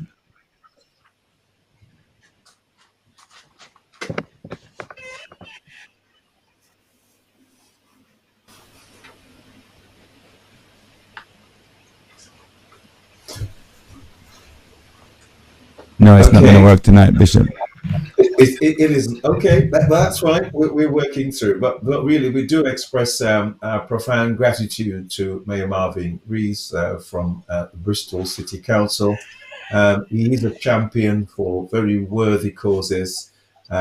He certainly identifies with the people, not just of Bristol, but right across this country. And I think he stands really as a role model within this country, those that serve in the political circles, and he can always be called upon and relied on. The Southwest, Bristol, works very closely with the mayor and his team because we want to bring transformation, holistic transformation, bring balance and address the inequalities. And that we would have loved to have heard Mayor Marvin on this platform also, but the occasion will come again, I'm sure, when he'll be able to address us. So thank you. And so thank you, panelists, for responding to those questions. We have some more questions for you. We received the questions to say that if someone has an allergy in respect of, let me read this, a severe allergy to medicine and food, what advice would you give them pertaining to the vaccine? Should they take it or not? Just to get a response from our doctors. Dr. Rabin? There has...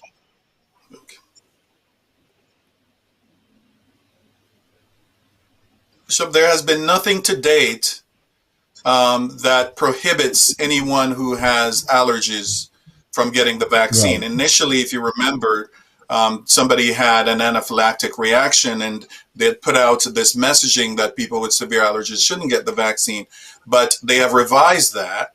And so people who have allergies, they can talk with their doctor. And what would typically happen, they would try to give you the vaccine in a setting where there is an EpiPen, just in case you might have a reaction to it. But having severe allergies should not prevent you from getting this vaccine. Right. Okay, thank you.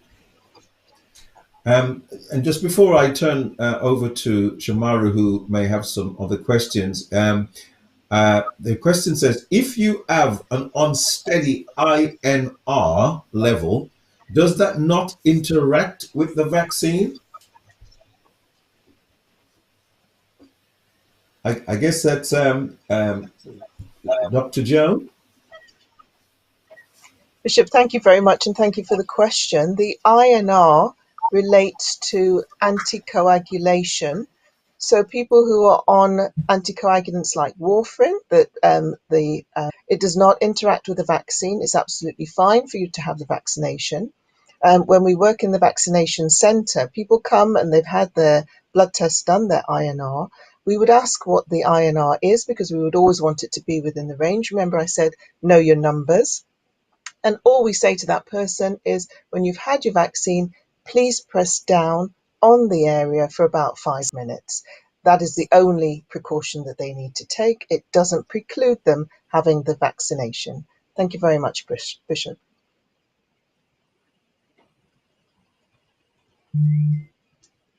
Thank you, Dr. Joan. Thank you.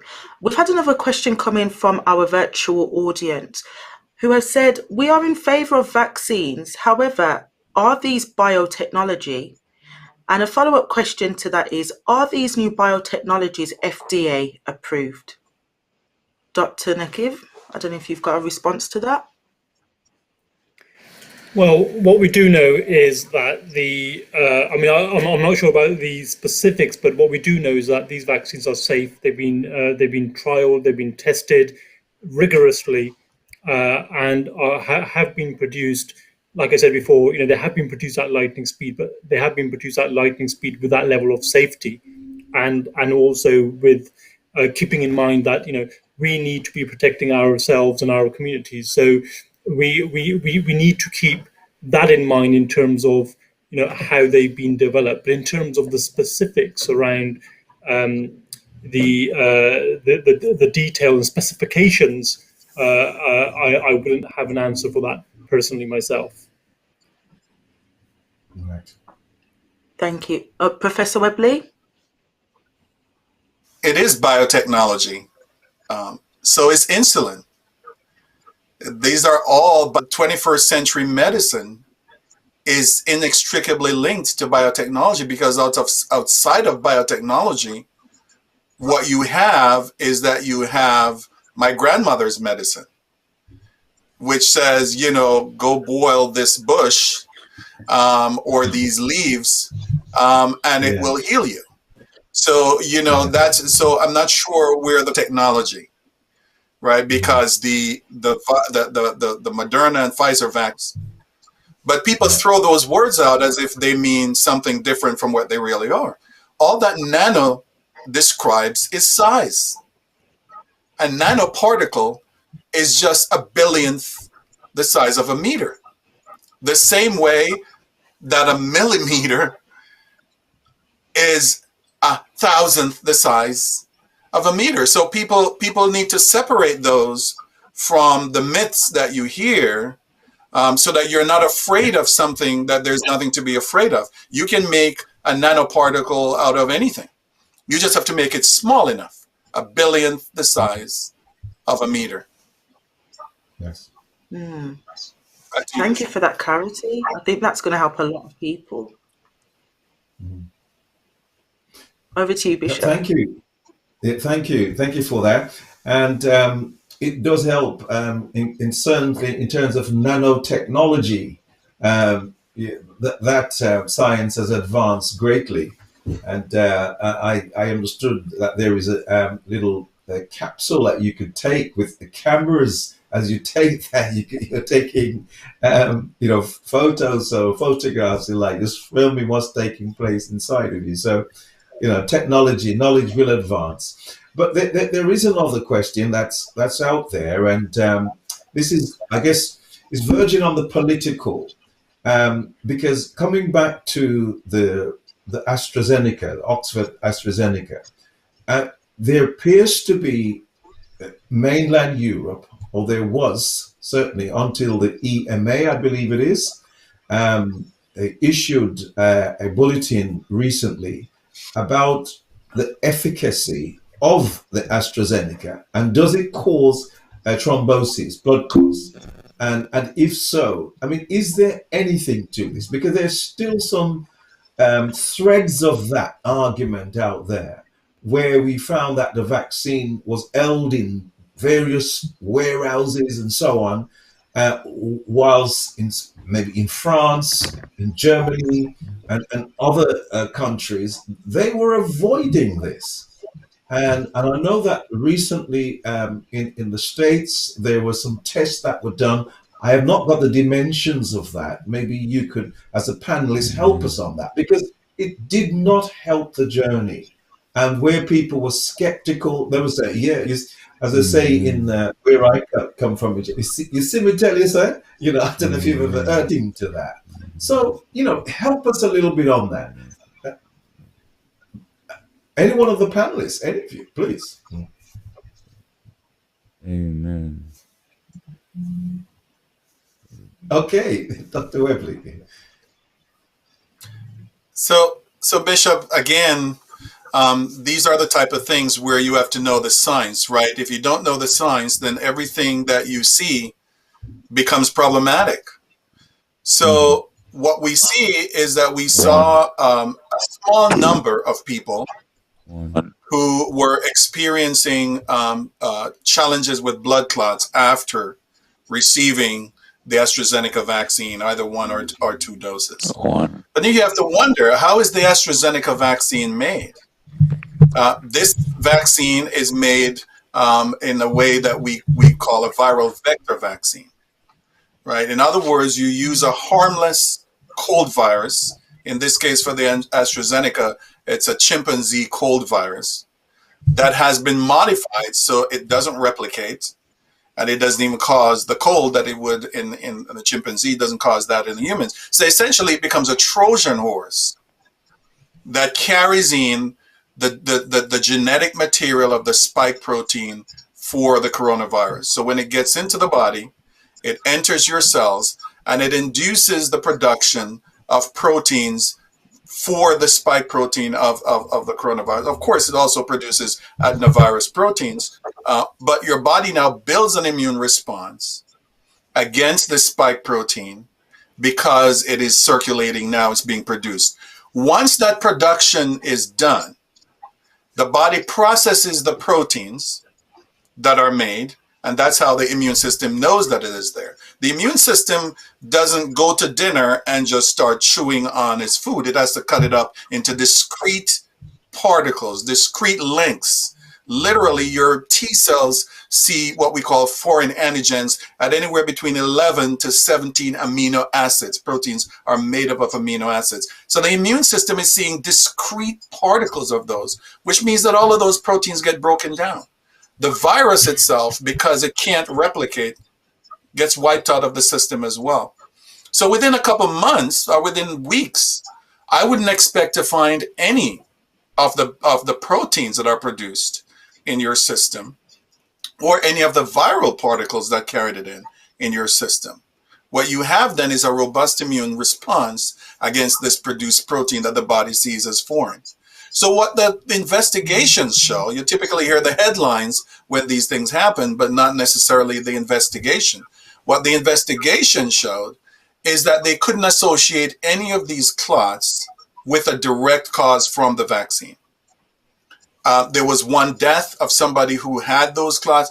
It could also not be associated with the vaccine. And that's why all of the WHO and the EMA, they all put out a notice saying that people could continue with vaccinations because they aren't seeing this. Now, AstraZeneca has been doing trials all over the world. It did a trial in the US and had the preliminary data from that trial reported. It just put out a news conference saying that this vaccine was 78% efficacious in the US. There's a monitoring board, there's a safety monitoring board for every vaccine trial. That board sent a letter to the National Institutes of Health saying that AstraZeneca did not present the latest information. Remember, these are ongoing trials that they're presenting on. So I guess at the time when AstraZeneca decided to present the findings, they had in the order of 180 something people out of the 30 something thousand people in their trial who had been tested positive for COVID-19. And they had gone ahead and checked, who are these people? Are they in the placebo group or are they in the test group?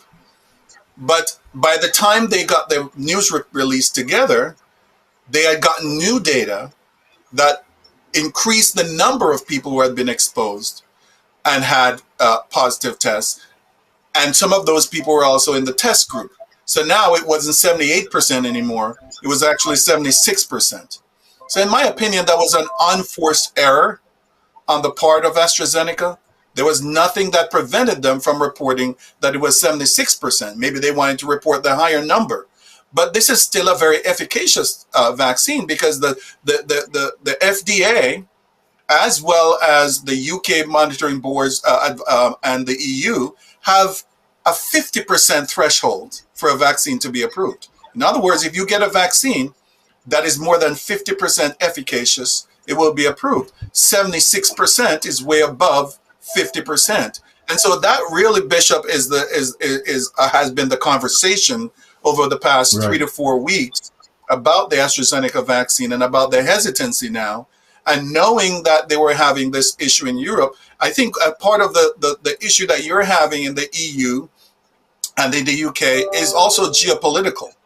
You know, my friend Dr. Garrett Wilson and I were on a radio show earlier this week, and he explained very clearly that there's a lot of geopolitical issues happening where the vaccine has been caught up in a part of that. And so you have to also put that as part of the backing for what is going on. Back to you, Bishop. Thank you. Thank you so much for that. It helped to clarify that. Dr. Joan? Thank you very much, Bishop. I just wanted to add to all that Professor Webley has said, that there is a background risk in the general population of people having clots. There is an increased risk of people having clots if they get the COVID-19 virus, the infection. The signal, so we call it a signal, if we see something that needs looking into further, the signal from the vaccination program where millions of people have been vaccinated and some people have had clots, which we don't think is associated with the vaccination, is still at a much lower level than we would expect. So I hope that that gives some information and perhaps some reassurance to people as well. Thank you, Bishop. Indeed, thank you. Any other responses from the panelist? I think really, in summary, the point that Dr. Joan and Professor Wilmore has made really helps to clarify that, because I know a number of people have spoken to me on that very said point. If they're having these issues, if you don't research and dig a little deeper in the science to find out what's transpired, you will run with that if you're already nervous and apprehensive. And so I think it's helpful to have this level of clarity. Over to my co-host, Shamara. Yes, thank you. But others, the gifts of healing. And the next gift that he has given to every believer is the gift of wisdom, that we can look and read his word and properly understand what it is saying to us. We're not fragile Christians. We're Christians who believe in an all-powerful God. We're people who believe in the power of Almighty. And that Almighty, when he was on earth, some of his most memorable activities was the healing that he gave to people who were sick. In fact, the Bible makes it clear that sometimes when he passed through a city, not a single sick person was left in it after he passed through. Didn't matter what your ailment was, you were healed by him. So if we believe in God, we have to now look and ask ourselves, what is it that Jesus wants me to do? If you think that he wants you to finish the work of the gospel, then clearly he doesn't want you to die a premature death, because that would prevent you from completing the work of the gospel, to spread this gospel around the world. Or he doesn't want you to have morbidity that leaves you unable to be able to carry out that work. And that's just the way I see it. Back to you, Bishop. Thank you. Thank you so much. And very profound, very profound. And Dr. Marvin, on the question that Shamar asked. Indeed. Thank you, Bishop. In fact, whatever one's eschatology was, whether it's a pre, mid, or post-tribal view, amillennial, post-millennial, or pre-millennial, there is nothing textually that would prevent one from engaging in vaccines. And let me just point out one text. I like to use text. Let me use another text in what we call theologically Luke Acts, but for Acts chapter, they're daily, begging alms, begging money. And Peter and John looked at him and said, "Silver and gold have I none." You know the text, such as I have. Give I thee, Christ, rise up and walk. Now notice the text, rise up and walk. But later in the text, The text says that the apostle lifted him up by his hand, and his knees and his ankle bones received strength. So there were two things going on for your eschatology is, but two, they also lift him up. So maybe perhaps there should be a balance between the spoken word, which is the theological side, and the lifting up, which is the scientific methodologies. Over to you, Bishop. Thank you. Thank you. Again, very powerful. You're coming back to that point which you made, that this balance between the partnership between us and, or God and us, what he does and how we respond. Thank you so much for that. Greatly appreciated. And Shamara, was there a third part to that question? No, I think it was just those two questions, but I think even when we've listened to some of our audience before, there seems to be a hesitancy around the mixture of science and theology, and sometimes that they're polarized as opposed to working together to show the fullness of God. So I wonder if, yes, Dr. Moff, if you want to speak into that.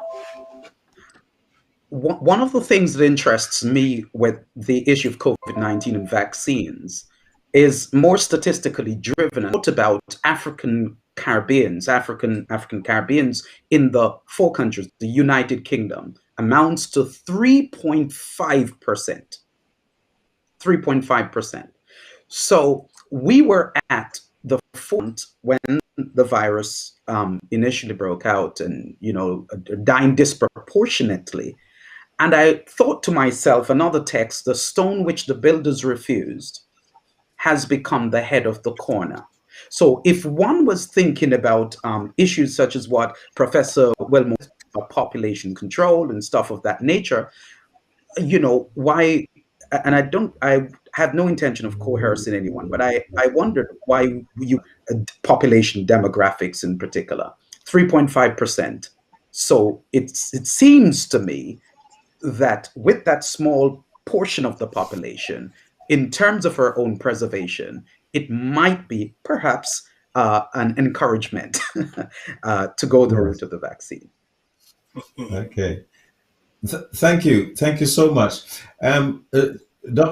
Nakvi, one question would love to ask you. Should children be vaccinated, considering they are low risk of catching the COVID, and yet they are considered, this country anyway, maybe in August? Well, Bishop, that's news to me, but what we do know is that there is a prioritization in the UK, which has been set by the Joint Committee for Vaccination and Immunization, and that's focusing on the most vulnerable first, and by age, going down the ages. And where we are at the moment, I believe, is we're kind of in the age group of the 50s, as Professor Webley highlighted, is that we need to focus on the science. And if the science points to the fact that actually immunizing children and those below the age of 18 is a way to go, and that's the decision that's made with the safety and the rigorous tests and everything else that need to be carried out, and then that will be, I guess, the decision that will need to be made, but it needs to be based upon the science. And if I can just add as well, Bishop, if I may. Studies in children are just now starting. So to the person who asks, are children going to be vaccinated in August? There's no current plan to do that. The studies are being done now so that the evidence can be gathered. I try and give a balanced perspective. And so in terms of a balanced perspective, as Professor Webley said, if a virus is allowed to be out in a community, it allows it to possibly mutate. And so one consideration may be that within children range is left unvaccinated, the virus may be able to mutate and therefore affect older or other age groups. Now, I'm not saying that there will be routine vaccination of children. I'm trying to put both perspectives, but I just want to say again, the studies are just now starting, so there is no plan to routinely vaccinate. Thank you so much, Dr. Joan, for that clarity. That clarity. And also thank you to all of our panelists, Dr. Joan, Dr. Marvin, Professor Wilmore, Dr. Nakvi, for your expertise tonight, for articulating in an accessible way, still, in an expert way, but accessible for our audience to understand what's happening with the COVID-19 pandemic as we go forward. Tonight, we've heard from a holistic perspective. We've also delved into a theological perspective, and we've looked at what does it mean for us to study scripture, not necessarily just have a high view of scripture, but look deeper for what it means for us today. We've also looked deeply at the COVID-19 vaccine. Thank you, Professor, for that amazing presentation, where people are actually able to see the trajectory of what's been happening with the vaccine and what it actually does to your body through images. So please do connect with Professor Wilmore, look online for him to look at that further. So as we've come to an end of this session, our third episode in this series, we hope that you've been able to have some information that will help you to make an informed decision. This panel has been about being objective, but giving you the facts so that you can then go away and do what is right for you, your family, but also your community. As Dr. Jones said, the Zulu phrase Ubuntu, I am because you are. And let's take that away with us tonight as we go into our everyday lives. So I'm now going to hand back over. Thank you, Shamara, and I say ditto. I echo the sentiments, all that you have shared, and on behalf of the eldership, the leadership of the Church of God of Prophecy Trust in the UK, and all the parachurch organisations that we have worked with, West Midlands Faith in Action, RAFA, and Sentient Support Services, the Good Neighbours, all of these, we are deeply, deeply thankful to you for your time, for your focused presentations. And also, we want to thank the Mayor of Bristol in his absence. He did communicate, and he was able to communicate on the Zoom platform. And if you are listening, Right Honourably, Mayor Marvin Reyes, there is an invitation for you to join us on the platform in our recent forthcoming plans. And so, yes, thank you for that phrase, Dr. Joan, Ubuntu. I am because you are. A canopy of the Abrahamic faith, Dr. Abib, from which we are stemming. We do pray and ask God for his covering, for his presence to be with us. And we have Bishop Lenford Rowe, who I do hope that we will be able to hear Bishop Rowe. You'll be praying for this covering upon us, you, the panelists, Shamara, myself, and all of our audience everywhere in the UK, mainland Europe, the Caribbean, Canada, North America, and South America. Indeed, we are because you are. And so the world is one village, God's people. The earth is the Lord's. So we ask Bishop Lenford Rowe to pray this pastoral covering over us. Bishop Rowe, thank you. Thank you so much. Thank you. Just bow your heads with me as I pray. Yours, O Lord, is the greatness, the majesty, and the splendor. Everything in heaven and earth is yours. Yours is the kingdom, the power, and the glory. What about the announcements? Wisdom and understanding are from you. Wealth and honor comes from you. In your hands are strength and power, and you are the ruler of all things. Father, we praise you for your abundant kindness and great mercy, for your compassion and amazing love.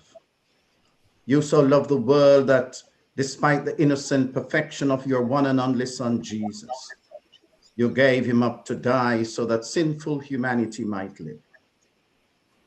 So as we begin Holy Week and watch your journey to the cross, may we be reminded that your suffering, pain, and death is the price paid for our redemption.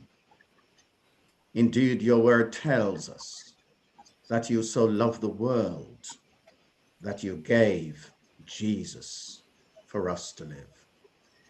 Father, we thank you for our presenters, for Mayor Marvin Reese, Doctors Jones St. John, Abib Naqi, Marvin Sanguinetti, and Professor Wilmore Webley, Shamara Fletcher.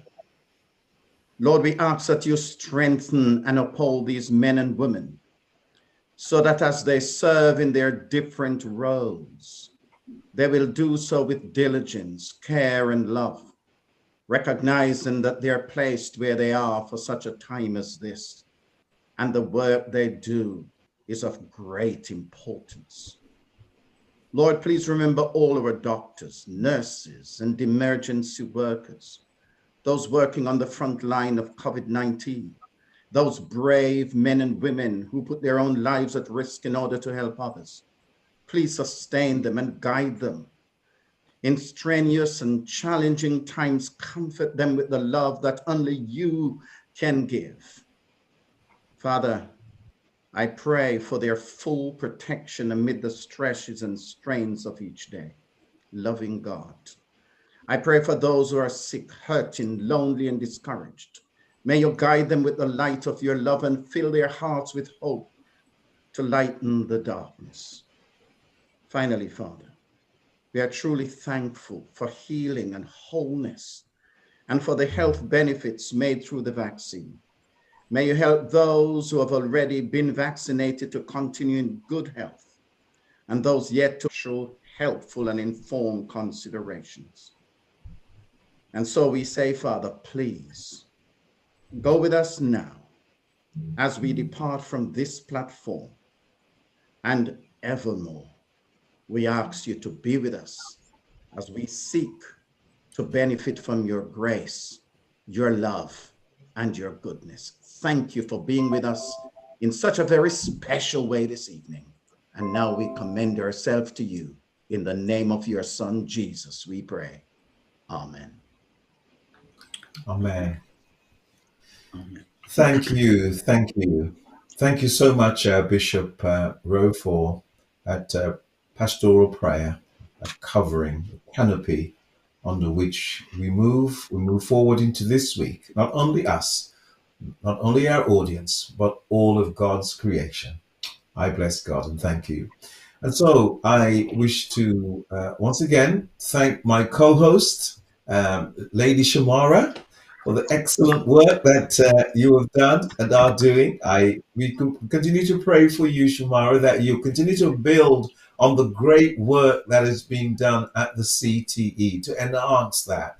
Rise among us, let the glory of the Lord rise among us, let the praises of our King rise among us, let it rise, yes.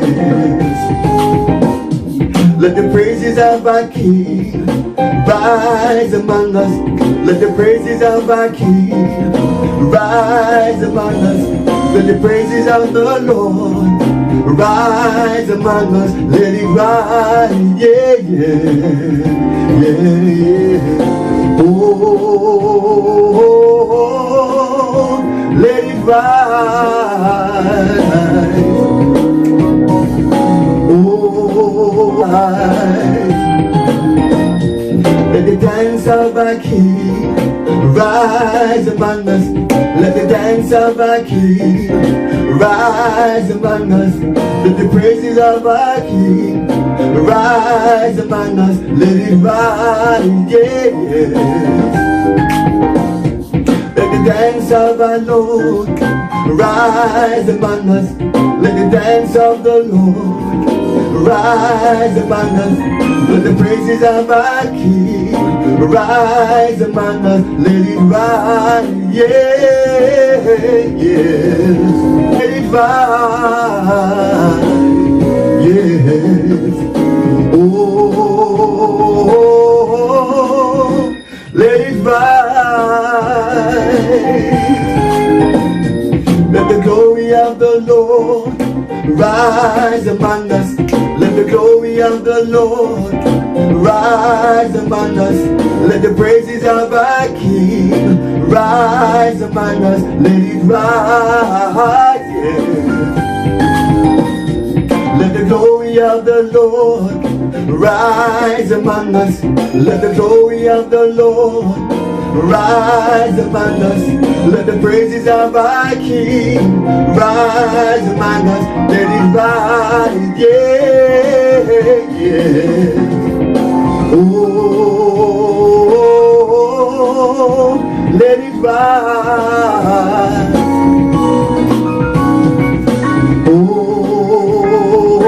Oh, let it rise. Let the dance of our King rise among us.